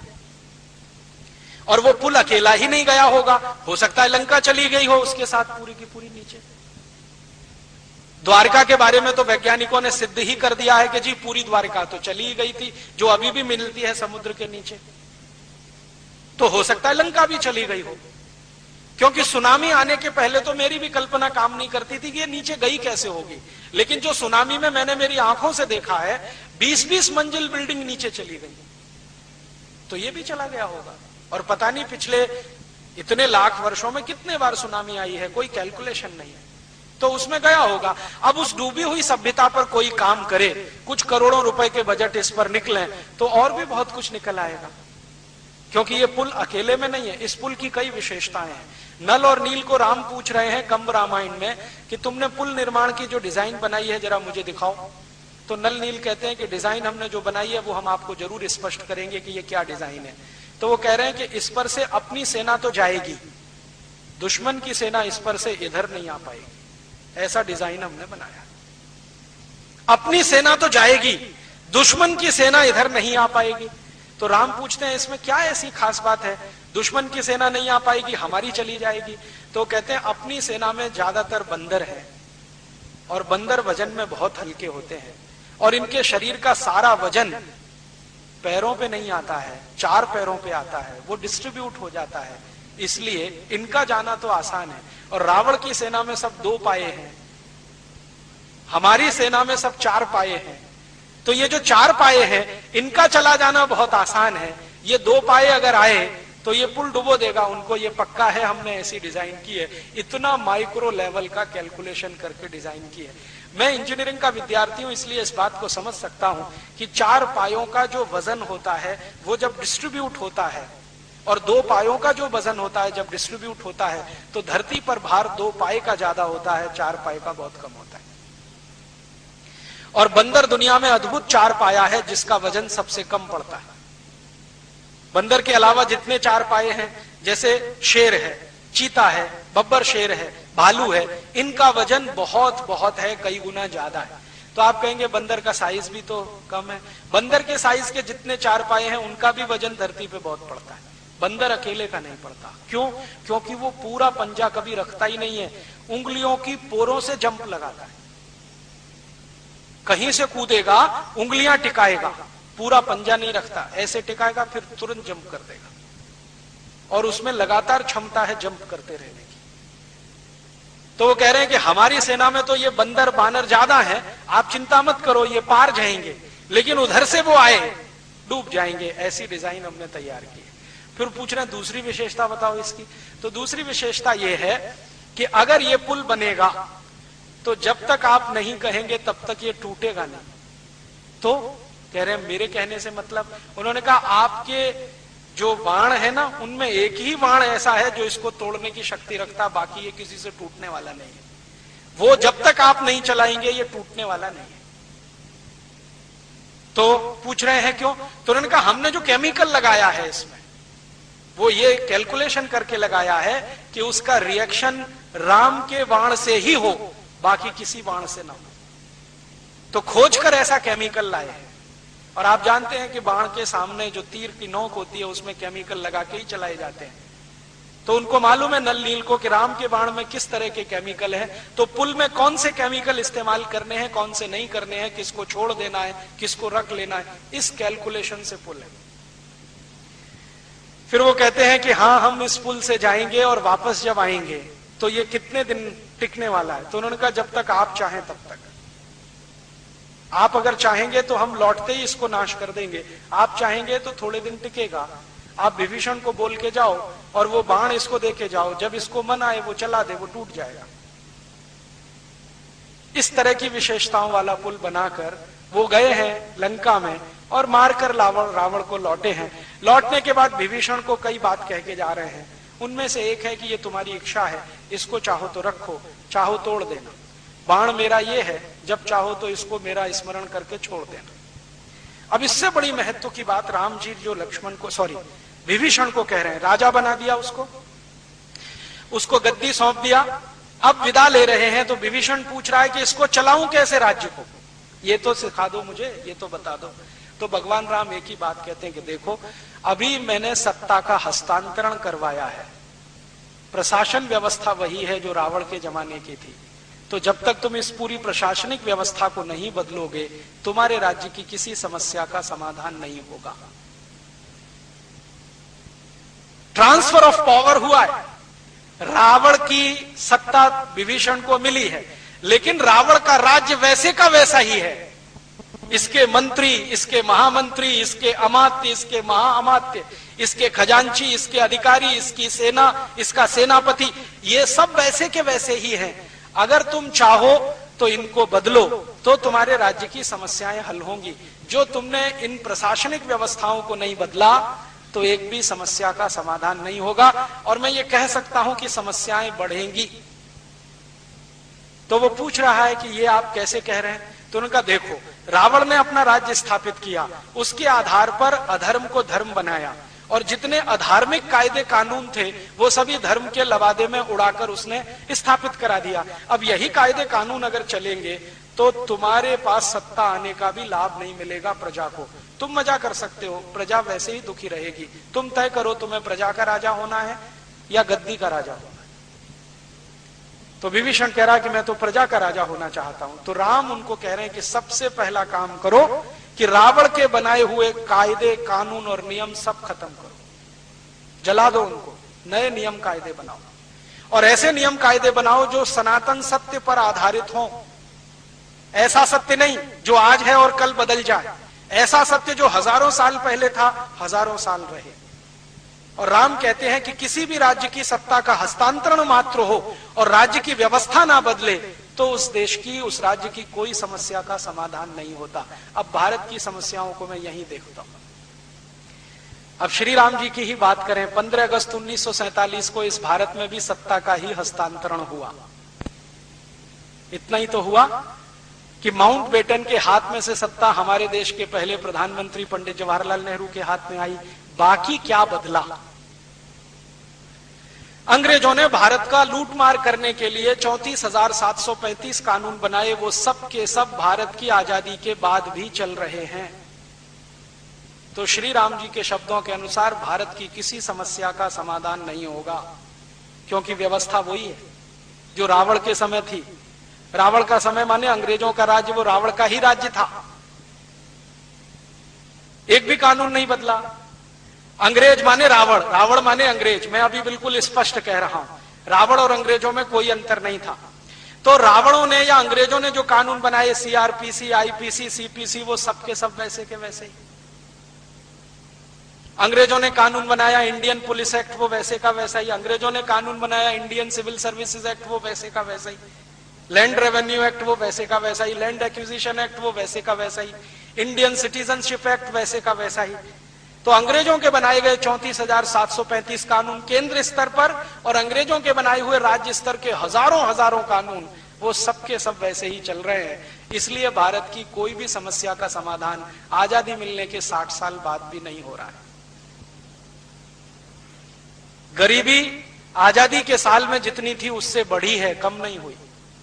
1947 में हम आजाद हुए तो भारत में 4 करोड़ लोग गरीबी की रेखा के नीचे थे। अब सन 2006 में 40 करोड़ लोग गरीबी की रेखा के नीचे हैं। अब आप कहोगे जी जनसंख्या बढ़ गई। जनसंख्या तो बहुत थोड़ी बढ़ी। 1947 में हम 34 करोड़ थे, अब हम 108 करोड़ हो गए। जनसंख्या 3.5 गुनी बढ़ी है, गरीबी 10 गुनी बढ़ी है। आजादी के साल में हमारे देश में बेरोजगारों की संख्या 2 करोड़ थी, अब 2006 में 20 करोड़ हुई है। तो बेरोजगारी भी बढ़ी है, गरीबी भी बढ़ी है।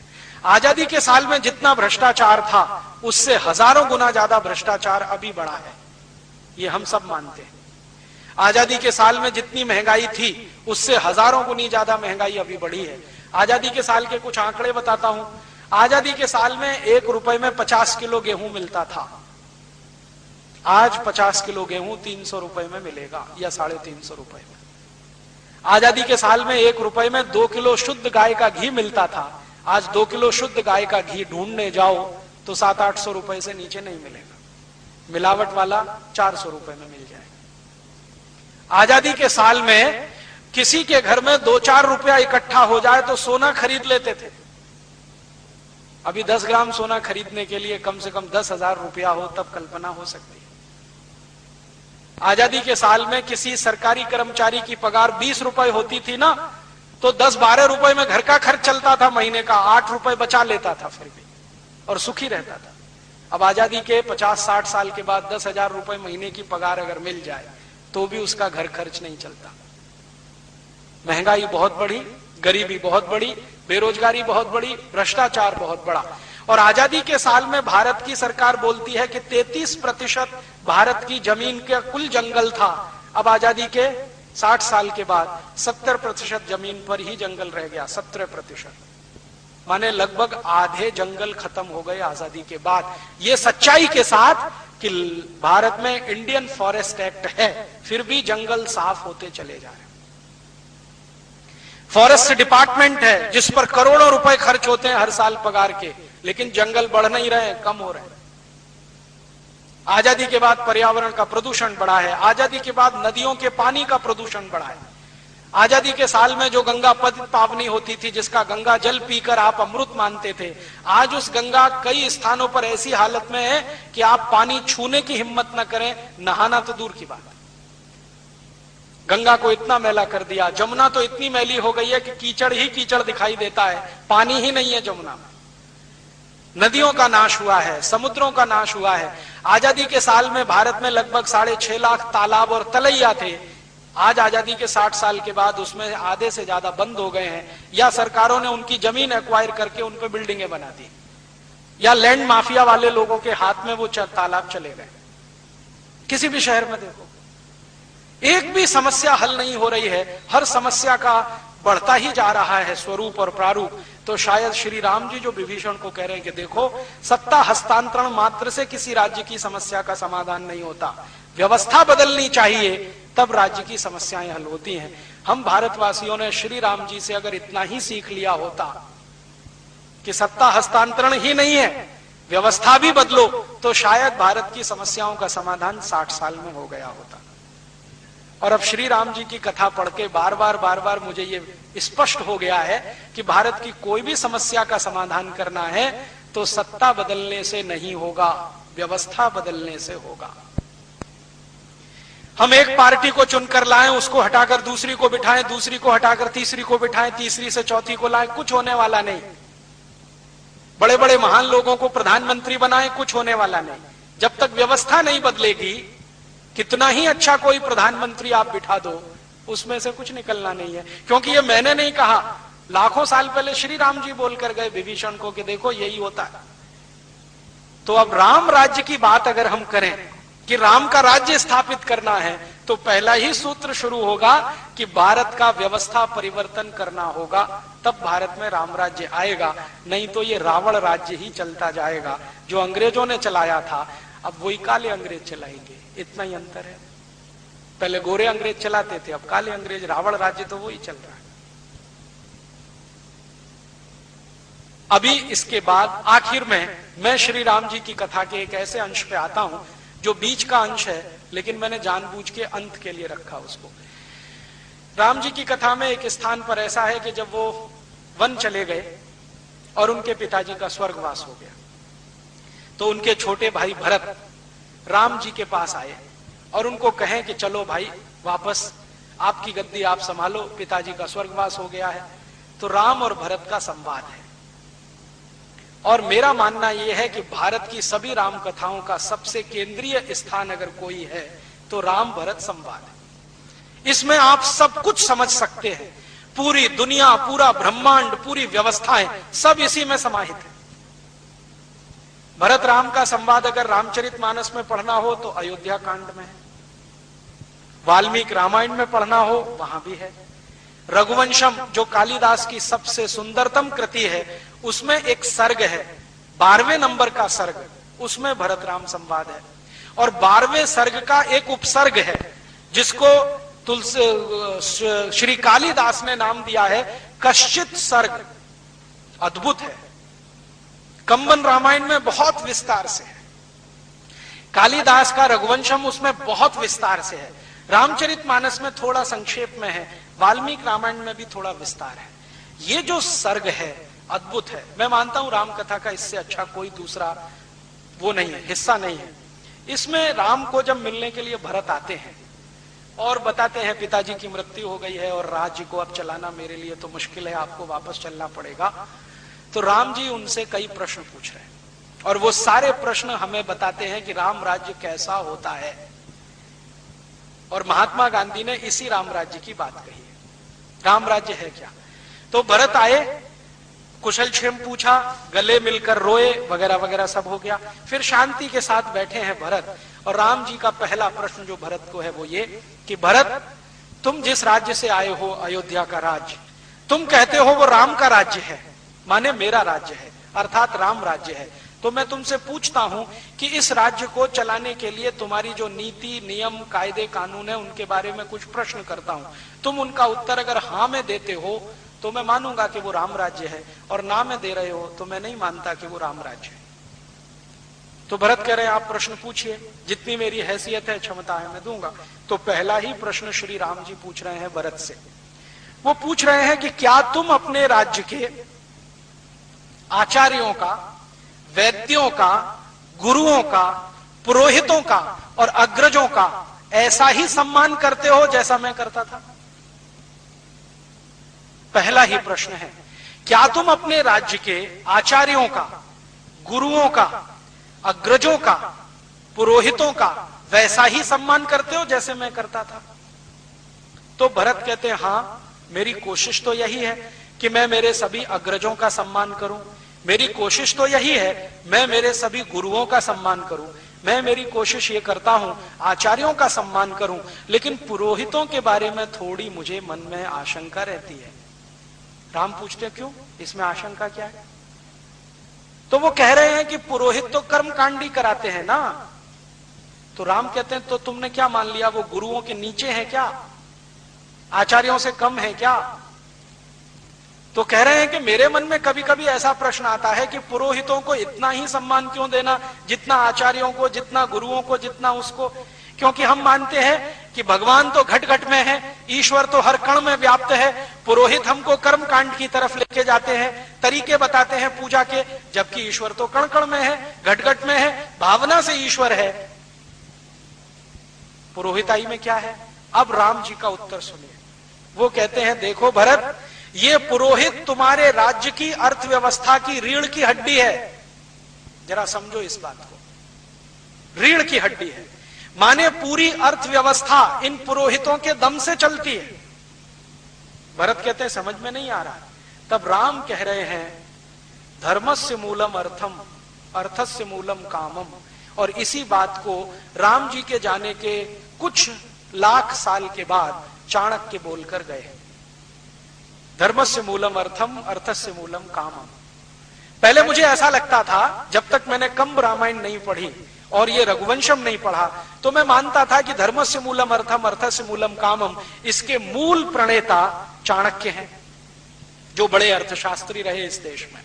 लेकिन अब पता चला है कि चाणक्य से लाखों साल पहले रामचंद्र जी ये कह रहे हैं भरत को, धर्मस्य मूलम अर्थम। वो कहते हैं कि देखो, धर्म के मूल में अर्थ है। अगर तुम्हारी अर्थव्यवस्था मजबूत है तो धर्म मजबूत होगा, और अर्थव्यवस्था को मजबूत करने में पुरोहितों का सबसे बड़ा योगदान है। तो फिर भी भरत को समझ में नहीं आ रहा है। तो रामचंद्र जी और उदाहरण देके कहते हैं कि देखो पुरोहित क्या करता है। पुरोहित पूजा करवाता है, तो पूजा करवाता है तो पूजा करवाता है, वो तो किसी कथा की, सत्यनारायण की, या जो भी करवाता है, लेकिन एक लिस्ट बनवाता है कि 10 घड़े ले आना, एकदम कोरे होने चाहिए, 20 मीटर कपड़ा ले आना, एकदम नया होना चाहिए, इतनी चूड़ियां ले आना, बिना पहनी हुई होनी चाहिए, 10 किलो घी ले आना, ये सामग्री ले आना, ये लकड़ियां ले आना, ये बांस मंगा लेना, ये ऐसा कर लेना, वैसा। मैंने एक बार वो लिस्ट देखी तो कम से कम 108 चीजें रहती हैं उसमें। सिंदूर ले आना, गुड़ ले आना, कलावा ले आना, ये कर लेना, वो कर लेना। तो राम समझा रहे हैं कि देखो, जो आदमी पूजा तो भगवान की कराएगा, वो तो भावना से भी हो सकती है, लेकिन जानबूझकर वो इतनी चीजें मंगाएगा क्योंकि कारीगर जो इन चीजों को बना रहे हैं वो बिकना भी तो चाहिए। उस दिन मेरे समझ में आया श्री राम जी की परिभाषा कि पुरोहित मार्केटिंग मैनेजर होते हैं। अब समझ में आया, इनसे बड़ा मार्केटिंग मैनेजर कौन होगा। अब देखो, वो कह रहे हैं घड़े ले आना, कोरे लाना, तो कुम्हार का काम बढ़ा कि नहीं, घड़े बिके उसके। फिर घड़े पे ढकने के लिए ढक्कन और ले आना, तो कुम्हार का काम और बढ़ा, बिक्री हुई। फिर कहते हैं सकोरे ले आना, कुल्लड़ ले आना, तो उसमें प्रसाद रखेंगे, तो ऐसे करेंगे तो मिट्टी में पवित्रता होती है। पवित्रता तो सभी चीजों में होती है, लेकिन मिट्टी के ये नए नए बर्तन अगर कोई पूजा में लाएगा और ऐसी रोज सैकड़ों पूजाएं होती जाएंगी, तो कुम्हारों का काम जिंदगी भर चलता रहेगा। तो कारीगरों को जिंदा रखना है तो वो पुरोहित ही है। वो नए नए कपड़े मंगाते हैं तो जुलाहों का काम चलेगा, बुनकरों का काम चलेगा, धुनकरों का काम चलेगा। वो नए नए कुछ मान लीजिए बांस मंगवा लीजिए तो बांस के कारीगरों का काम चलेगा।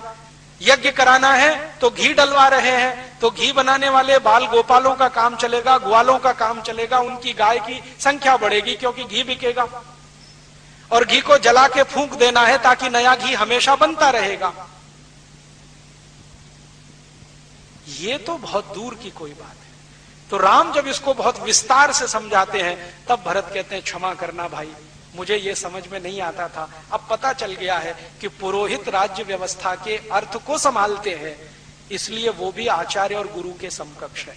तो राम कहते हैं कि देखो, कभी कभी ऐसा हो जाए कि गुरुओं का सम्मान कुछ कम हो, आचार्यों का कम हो या किसी का, लेकिन पुरोहितों का कम नहीं होने देना कभी। क्योंकि ये है तो राज्य की अर्थव्यवस्था है, अर्थव्यवस्था मजबूत है तो धर्म टिकाओगे, धर्म टिकेगा तो राज्य आगे बढ़ेगा।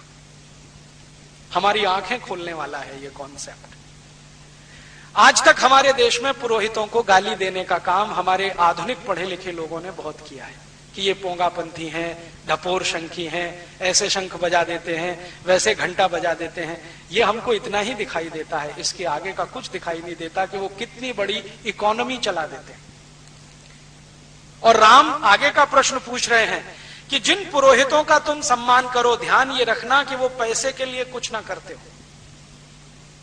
माने राइडर लगा दिया उन्होंने। एक पुरोहित ऐसे हैं जो पैसा लेके पूजा कराते हैं। राम कह रहे हैं अगर ऐसे पुरोहित हैं तो उनका सम्मान करने की जरूरत नहीं है, क्योंकि जो ज्यादा पैसा देगा उसी का माल बिकवाएंगे फिर तो। इसलिए पुरोहित उन्हीं का सम्मान करना है जो पैसा खुद न लेते हो और कारीगरों का माल बिकवाने में मदद करते हो। तो बिना पैसे लिए जो पूजा कराए वो पुरोहित है, पैसे लेकर जो कराए राम उसको अच्छा नहीं मानते। तो अगला ही प्रश्न वो कहते हैं कि क्या तुम्हारे राज्य के पुरोहित पैसा लेके पूजा कराते हैं? अगर कराते हैं तो उनको किनारे रखो। तो भरत कह रहे हैं कि हाँ, मैं अभी लौटकर ऐसी ही व्यवस्था करूंगा कि वो बिना पैसे की पूजा कराएं। तो राम कहते हैं कि पुरोहित को तो, अब वो पुरोहित के लिए कह रहे हैं, पुरोहित को तो जिस घर में पूजा करानी है वहां का पानी भी ग्रहण नहीं करना चाहिए, क्योंकि जो बड़ा काम वो करने जा रहा है अगर उस घर का पानी ही पीने लगे, खाना ही खाने लगे तो लालच भाव आएगा और वो अपनी पुरोहिताई से च्युत हो जाएगा। अब जरा इसको समझें थोड़े विस्तार में कि पुरोहित अगर पूजा करवाने वाले के घर खाना ना खाए, पानी ना पिए, अंग्रेजों ने इसी को प्रचार किया कि ये छुआछूत मचाते हैं, पानी भी नहीं पीते उसके घर का। मूर्ख अंग्रेजों को पता नहीं था कि वो श्री राम की कही हुई बात का पालन करते हैं। जिसके घर पूजा करानी है उसके घर पानी भी नहीं पीना, पानी कहीं और जाके पीना। अंग्रेजों ने इसको छुआछूत से जोड़ दिया और हिंदुस्तान के कुछ मूर्ख इतिहासकारों ने उस पर पुस्तकों की पुस्तकें लिख डाली कि ये तो छुआछूत मचाते हैं, ये तो गरीबों के घर का पानी नहीं पीते, ये तो नीची जाति और ऊंची जाति करते रहते। वो नीची ऊंची जाति का प्रश्न नहीं था।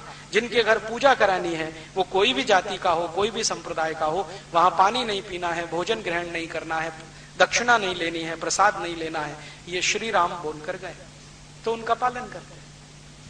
फिर आगे का प्रश्न वो पूछते हैं, भरत तुम सुबह ब्रह्म मुहूर्त में उठते हो? कहते हैं हाँ उठता हूं। फिर वही काम करते हो जो मैं करता था? प्रजा के बीच में जाते हो, वहां जाके उनका दुख दर्द सुनते हो, उनका हालचाल लेके आते हो, लौट कर आकर अपने मंत्रिमंडल की मीटिंग बुला के उसमें बहस करते हो कि नहीं करते हो? तो भरत कहते हैं कि हाँ मैं नियमित रूप से करता हूं, लेकिन कोई कोई दिन प्रमाद आ जाता है और मैं सुबह नहीं उठ पाता हूं, क्योंकि मेरे पुराने कुछ संस्कार हैं जो नाना के यहां से आए हैं, तो उनके चलते कभी कभी होता है। तो राम कहते हैं कि ऐसे राजा को प्रमाद करना ठीक नहीं है। अब तुम राजा हो, सुबह ब्रह्म मुहूर्त में उठना और बिना किसी कॉमा फुल स्टॉप के अवरोध के राजा को प्रजा के बीच में जाना, दुख दर्द सुनना। तो वो कहते हैं कि तब तुम राम राज्य के अधिकारी हो। तो राम राज्य की परिभाषा है कि राजा हमेशा प्रजा के बीच में सुबह सुबह जाए। भारत का कौन सा प्रधानमंत्री जाता है कोई जो रोज प्रजा के बीच में जाए और उनका दुख दर्द सुन के आए? गलती से कभी हेलीकॉप्टर में बैठ के आ जाता है बाढ़ राहत का काम देखने के लिए, जो दिखाई नहीं देगा इतनी ऊंचाई से। हाँ, अभी मैंने सुना कि राजस्थान में 100 साल का रिकॉर्ड टूटा है बाढ़ का। तो यहाँ के जो राजा है ना, मुख्यमंत्री कहना चाहिए राजा, वो हेलीकॉप्टर में बैठ के ऐसे ऐसे स्थानों पर गए जहां बाढ़ ही नहीं आई थी। तो पत्रकार को पूछा गया, भाई तुम भी तो बैठे थे मुख्यमंत्री के साथ? तो उसने कहा बैठा तो था, तो तुमने क्यों नहीं बताया? तो उन्होंने कहा जो बताने के लिए कहा गया उतना ही बताया। तो क्यों गए थे ऐसे इलाके में? तो मजा करने के लिए गए, बाढ़ राहत तो दूर है। तो हमारे मंत्री महोदय, मुख्यमंत्री महोदय, प्रधानमंत्री महोदय, राज्यपाल महोदय प्रजा के बीच में तो नहीं जाते, उड़न खटोले पे बैठे रहते हैं, कहीं घूम टहल के चक्कर लगा के आ जाते हैं। बाढ़ राहत का काम होता रहता है, साल भर ऐसे ही चलता रहता है। राम कहते हैं कि राजा को हमेशा प्रजा के बीच में सुबह ब्रह्म मुहूर्त में उठ के जाना चाहिए। कौन प्रधानमंत्री ब्रह्म मुहूर्त में उठता है हिंदुस्तान का? पता नहीं कितने प्रधानमंत्री हैं जो रात भर दारू पीते हैं, सवेरे उठने का तो प्रश्न ही नहीं है। ब्रह्म मुहूर्त में कैसे जाएंगे लोगों के बीच में? कितने मुख्यमंत्री हैं जो दारू में ही डूबे रहते हैं। फिर वो आगे का प्रश्न पूछ रहे हैं कि तुम्हारे जो एडवाइजर हैं उनमें से किस पर भरोसा करते हो, जो पैसे लेकर काम करते हैं या जो अवैतनिक सेवाएं देते हैं? एडवाइजर दो तरह के, एक तो ऐसे जिनको आप पगार देते हैं राजा की तरफ से, एक ऐसे जो बिना पगार के। तो भरत कहते हैं कि मैं तो ज्यादा भरोसा उन पर करता हूं जो बिना पगार के होते हैं। तो उनका वही सही सलाह देंगे, जो तुमसे धन लेंगे, संपत्ति लेंगे, वो तुम्हारा मूड देखेंगे, तुम क्या चाहते हो वही बोलेंगे। तो आजकल तो हमारे देश में कोई प्रधानमंत्री अवैतनिक सलाहकार रखता नहीं है, सब वैतनिक सलाहकार हैं। मंत्रियों की सुविधाएं सभी सलाहकारों को हैं, तो प्रधानमंत्री को वो ऐसी ही सलाह देते हैं जो प्रधानमंत्री चाहते हैं, वैसे ही देश चलता रहता है। फिर राम जी आगे कह रहे हैं कि जब तुम मंत्रिमंडल की बैठक करते हो तो कोई मंत्री ऐसा तो नहीं कि जो अंदर की बातें बाहर जाके बोलता हो। तो भरत कह रहे हैं कि नहीं, मेरे राज्य में मंत्रिमंडल में तो कोई ऐसा नहीं है। तो राम कहते हैं ध्यान रखना, अगर मंत्रिमंडल की अंदर की बातें बाहर गई तो राज्य तुम्हारा टिकेगा नहीं। आज जरा देख लो, हमारे हिंदुस्तान में कैबिनेट की मीटिंग चल रही होती है, अंदर से कोई आ जाता है और न्यूज़पेपर वालों को बाइट देके चला जाता है कि अंदर ये हो रहा है। फटाक से खबर अगले दिन हेडलाइंस में आ जाती है। फिर सब एक दूसरे पे आरोप लगाते हैं, खबर कहां से लीक हुई हमें नहीं मालूम जी। अभी वो देखा नटवर सिंह का केस, वो पाठक कमेटी की रिपोर्ट लीक हो गई, प्रधानमंत्री कहते हैं मैंने नहीं की, मंत्रिमंडल के लोग कहते हैं मैंने नहीं की, फिर हो कैसे गई लीक? तो राम कहते हैं कि अंदर के कोई फैसले बाहर लीक अगर होते हैं तो ऐसे मंत्रियों को रखना नहीं, तुरंत निकाल के बाहर करना। फिर आगे वो पूछते हैं कि तुम जब भी कोई योजना बनाते हो तो धन की व्यवस्था कैसे करते हो? क्या प्रजा के ऊपर नए टैक्स लगाते हो, नए कर लगाते हो, या अपने राज्य का फालतू खर्च कम करके उससे योजना बनाते हो? तो भरत कह रहे हैं कि मैं कोशिश करता हूं कि मेरे राज्य के फालतू खर्चे कम करूं और उसी से प्रजा के भलाई के काम करूं। नए टैक्स लगाने में मुझे विश्वास नहीं है, क्योंकि आप मानते हो कि ज्यादा टैक्स अच्छे नहीं है। तो राम कहते हैं टैक्स उतना ही की सरकार 12-13 टैक्स लेती थी, आजादी के 60 साल में अब 63 टैक्स हो चुके हैं, और फिर भी वित्त मंत्री का पेट नहीं भरता। हर समय कहते हैं और टैक्स लाओ और टैक्स लाओ। हर दिन उनका स्टेटमेंट रहता है ज्यादा से ज्यादा लोगों को इनकम टैक्स के नेट में फंसाओ, ज्यादा से ज्यादा लोग। 7,50,000 करोड़ रुपए हम हर साल टैक्स में भरते हैं, फिर भी सरकार का पेट नहीं भरता। राम जी कहते हैं कि फालतू खर्चे कम करो, उससे प्रजा का विकास करो। आज की सरकार के 90% खर्चे फालतू खर्चे हैं, ये सरकार खुद कहती है। हमारी सरकार ने एक शब्द विकसित किया है, non planned expenditure, unplanned expenditure. ये सब फालतू खर्चे हैं। फालतू खर्चे माने प्रधानमंत्री की पगार, प्रधानमंत्री का वेतन, प्रधानमंत्री के मंत्रिमंडल का वेतन, राष्ट्रपति का, मुख्यमंत्रियों का, राज्यपालों का, सरकारी अधिकारियों का, कर्मचारियों का, जिससे विकास का कोई काम नहीं होता। यह है अनप्लान्ड एक्सपेंडिचर। हमारी सरकार के कुल खर्चे का 90% यही खर्चा है, मात्र 10% प्लान्ड एक्सपेंडिचर है। राम जी इसको उल्टा कह रहे हैं। वो भरत को कह रहे हैं कि 10% खर्चा तो तुम्हारा अपना होना चाहिए सरकार का, 90% प्रजा के ऊपर खर्च होना चाहिए।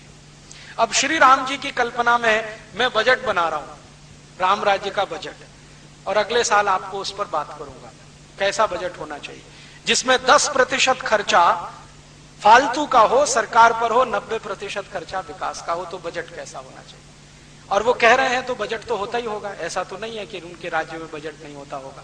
तब समझ में आएगा कि राम राज्य का बजट कैसा होता है। फिर वो कहते हैं कि तुम्हारी जो सुरक्षा व्यवस्था का खर्च है वो तुम्हारे कुल खर्चे से 15% के ज्यादा नहीं होना चाहिए, अधिक से अधिक जब इमरजेंसी हो, और कम से कम 5% रहना चाहिए। फिर वो आगे कह रहे हैं कि तुम तुम्हारे राज्य के अधिकारी और मंत्रियों में क्वालिटी देखते हो या चापलूसी, गुण देखते हो या उनकी चापलूसी? वो तुम्हारे आगे पीछे हाँ जी हाँ जी हाँ जी हाँ जी करते घूमते रहे, ऐसे लोगों को मंत्री बनाते हो, या जो तुम्हारी गलत को गलत कहें, सही को सही कहें और तुम्हें सही राय दे, ऐसे लोगों को मंत्री बनाते हो? तो भरत कहते हैं हाँ, मैं कोशिश तो करता हूं बिना चापलूसी करने वालों को ही मंत्री बनाऊं। फिर वो आगे पूछ रहे हैं तुम्हारे राज्य में भ्रष्टाचार कितना है? तो भरत कह रहे हैं मेरे राज्य का कुल खर्चा उसका मुश्किल से 1% या उससे कम भ्रष्टाचार है। तो राम कहते हैं ये 3% के ऊपर नहीं जाना चाहिए कभी भी। अगर गया तो राज्य व्यवस्था पूरी बदलनी पड़ेगी। करप्शन है लेकिन 3% के ऊपर नहीं, कंट्रोल रहना चाहिए। आज हमारे देश में कुल खर्चे का 70% करप्शन है आज की तारीख। फिर राम जी पूछ रहे हैं कि तुम्हारे राज्य में जो लोग चोरी करते हैं, अपराध करते हैं, बेईमानी करते हैं, उनको दंड देते हो कि नहीं? तो भरत कहते हैं दंड तो देता हूं लेकिन जेल में देता हूं। तो राम कहते हैं दंड जेल में नहीं, दंड खुले में मिलना चाहिए, मुकदमा जेल में चलना चाहिए। वो कह रहे हैं कि जिसको भी दंड दो खुले में दो, ताकि प्रजा को मालूम हो कि इस बेईमानी का, इस चोरी का ये दंड है। दंड खुले में दो, मुकदमा जेल में चलाओ। अभी यहां क्या होता है? दंड जेल में होता है, मुकदमा खुले में चलता है। माने राम राज्य का बिल्कुल उल्टा है, रावण राज्य का हिसाब है। फिर राम पूछ रहे हैं कि तुम प्रजा से सुझाव मांगते हो अपने बारे में, अपने राज्य की नीतियों के बारे में, प्रजा क्या कहती है? तो वो कहते हैं हाँ, नियमित रूप से सुझाव लेता हूं। तो राम कहते हैं ठीक है। फिर वो पूछ रहे हैं कि तुम्हारे मंत्रियों का ज्यादा समय प्रमाद में, मनोरंजन में और मौज मजे में तो नहीं बीतता?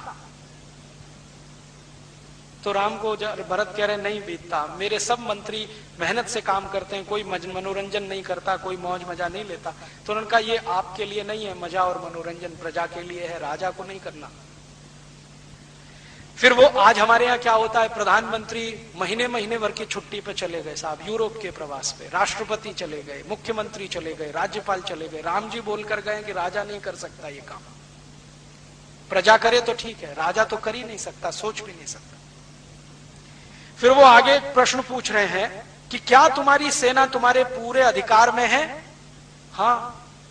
क्या तुम्हारी सेना तुम्हारे सब आदेशों को मानती है? हाँ। क्या सेना में तुम्हारे यहां कोई विद्रोह तो नहीं है? नहीं है। तो फिर तुम निश्चिंत हो सकते हो। फिर वो कहते हैं कि सेना में जो सैनिक वीरता दिखाते हैं उनको तुम पुरस्कृत करते हो कि नहीं? हाँ करता हूं। तो ये दूसरों के लिए अच्छा है। फिर वो पूछ रहे हैं कि तुम जब कोई फैसला लेते हो तो तुम्हारे सब मंत्री एकमत होते हैं कि नहीं, आम राय होती है कि नहीं?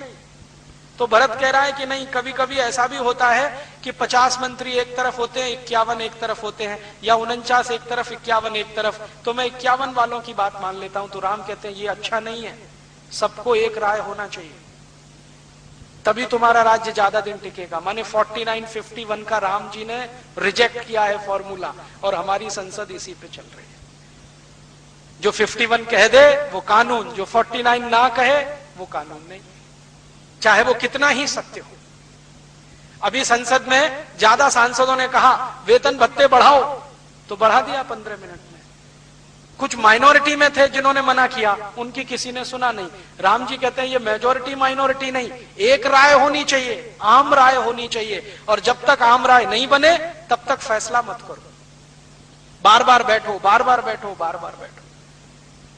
हमारे यहां डेमोक्रेसी के सारे प्रिंसिपल तो श्री राम जी तय करके चले गए। अब ये हमारा दुर्भाग्य है कि हमने उनको देखा नहीं। रघुवंशम में पूरे सारे प्रिंसिपल हैं।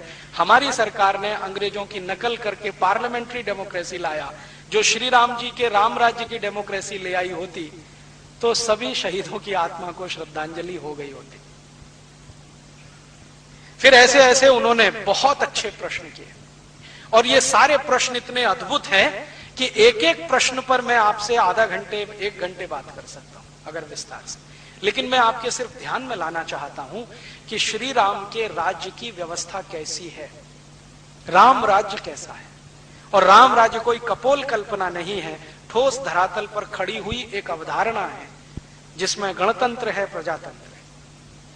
और राम जी ये सब प्रश्नों का उत्तर जब ले लेते हैं भरत से, फिर कहते हैं कि अगर तुम ये सब कर ही रहे हो तो राम राज्य ही चला रहे हो, इसलिए मेरे आने की जरूरत नहीं है, तुम जाओ।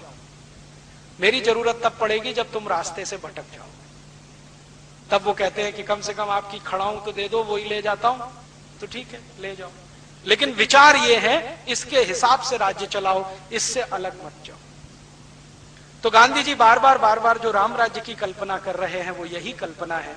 और मैंने कोशिश किया है कि ये राम राज्य की कल्पना जो छुपी पड़ी, क्योंकि इस पर बात नहीं हुई है, चर्चा नहीं हुई है, मैंने तो जितने राम कथा कहने और कहलवाने वाले लोग हैं सबसे बात की, किसी ने मुझे संतुष्ट नहीं किया, हर जगह निराशा मिली। वो राम के दूसरे दूसरे रूपों की बहुत चर्चा करते हैं। राम बड़े कोमल हैं, राम बड़े दयालु हैं, उनकी आंखें बहुत सुंदर हैं, उनके हाथ बहुत सुंदर हैं और अजान बाहु हैं, और इन वर्णों में वो घंटों घंटों निकाल सकते हैं, आपको रुला सकते हैं, हाँ आपके साथ वो भी रो सकते हैं, लेकिन राम की जिंदगी का जो असली कर्म है उस पे बात ही नहीं करते, बात ही नहीं करते। कई राम कथा सुनाने वालों के यहां मैं चुपचाप जाके बैठा हूं कि अब कहेंगे, अब कहेंगे, अब कहेंगे, अब कहेंगे, लेकिन बात ही नहीं आती।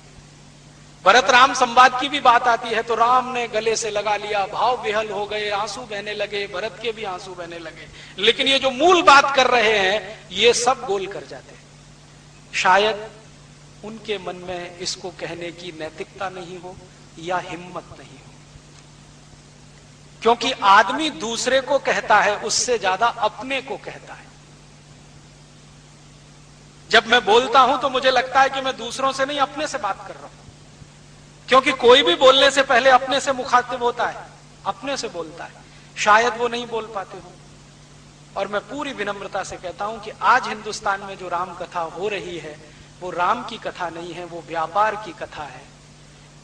उसमें कोई आपसे आएगा, बाकायदा डील करेगा कि भैया मुझको इतने लाख चाहिए, आप दे सकते हो तो आप कराओ, नहीं दे सकते तो मैं दूसरे से बात करता हूं। ये सुविधाएं चाहिए, ये सुख चाहिए, इतना पैसा चाहिए, इतना चढ़ावा आना चाहिए, उसके बाद ऐसा होना चाहिए, वैसा होना चाहिए, एसी मंच होना चाहिए। फिर रामचंद्र जी के वन गमन की कहानी एसी मंच से सुनाएंगे। दुखों का पहाड़ टूट पड़ा राम पर, हम एसी मंच पे बैठ के सुनाएंगे कि रामचंद्र जी को ये दुख है, रामचंद्र जी को वो दुख है। तो मुझे लगता है कि हम राम राज्य की तरफ तो बढ़ नहीं पा रहे हैं। राम की कथा का व्यवसाय तो जरूर इस देश में चल पड़ा है, धंधा भी चल पड़ा है। मेरी ऐसी मान्यता है कि इस देश को इस राम कथा के व्यवसाय से निकाला जाए और इसको राम के राज्य की तरफ ले जाने वाला कोई प्रेरणा पुंज बनाया जाए। मेरा ऐसा मानना है कि 60 साल से राम कथा सुनने और सुनाने के बाद भी अगर हम में राम जी का चरित्र नहीं प्रवेश करता है तो इसको सुनने सुनाने से कोई फायदा नहीं है। और मेरा यह मानना है कि अगर राम कथा सुनाने से इस देश में राम राज्य की तरफ बढ़ने का कोई एक कदम उठता है तो इसमें बहुत सार्थकता है। तो मैं राम जी की कथा को इस दृष्टि से देखता हूं कि भारत की आज की समस्याओं का समाधान करे ये, और इस देश में राम राज्य की स्थापना करे, तो जाकर इसकी सार्थकता सिद्ध हो। और शायद राम भी यही चाहते थे। अगर वो व्यवसाय और व्यापार वाले व्यक्ति होते तो ये प्रश्न नहीं पूछते कि तुम ऐसे पुरोहितों को सम्मान नहीं करना जो पैसे के लिए काम करते हैं, उनको बाहर करना। ऐसे ही पुरोहितों का सम्मान करना जो किसी के घर का पानी भी ना पिए, निस्वार्थ भाव से काम करें। राम आदर्श बने हैं, मर्यादा पुरुषोत्तम बने हैं तब जब उन्होंने महल छोड़ा है, सुख छोड़े हैं और अपनी सुविधाएं छोड़ी हैं, साधारण व्यक्ति के कष्टों को रहकर, जीकर अनुभव किया है और उनके बीच में से ऐसे ऐसे लोगों को तपस्वी बनाकर खड़ा किया है जिन्होंने चक्रवर्तित्व पद संभाला है, तब वो मर्यादा पुरुषोत्तम बने। जब तक उनका महलों का जीवन है कोई उनको मर्यादा पुरुषोत्तम नहीं कहता। महल छोड़कर वन में चले गए हैं और आदर्श की स्थापना करने में लगे हुए हैं, तब वो मर्यादा पुरुषोत्तम बने हैं।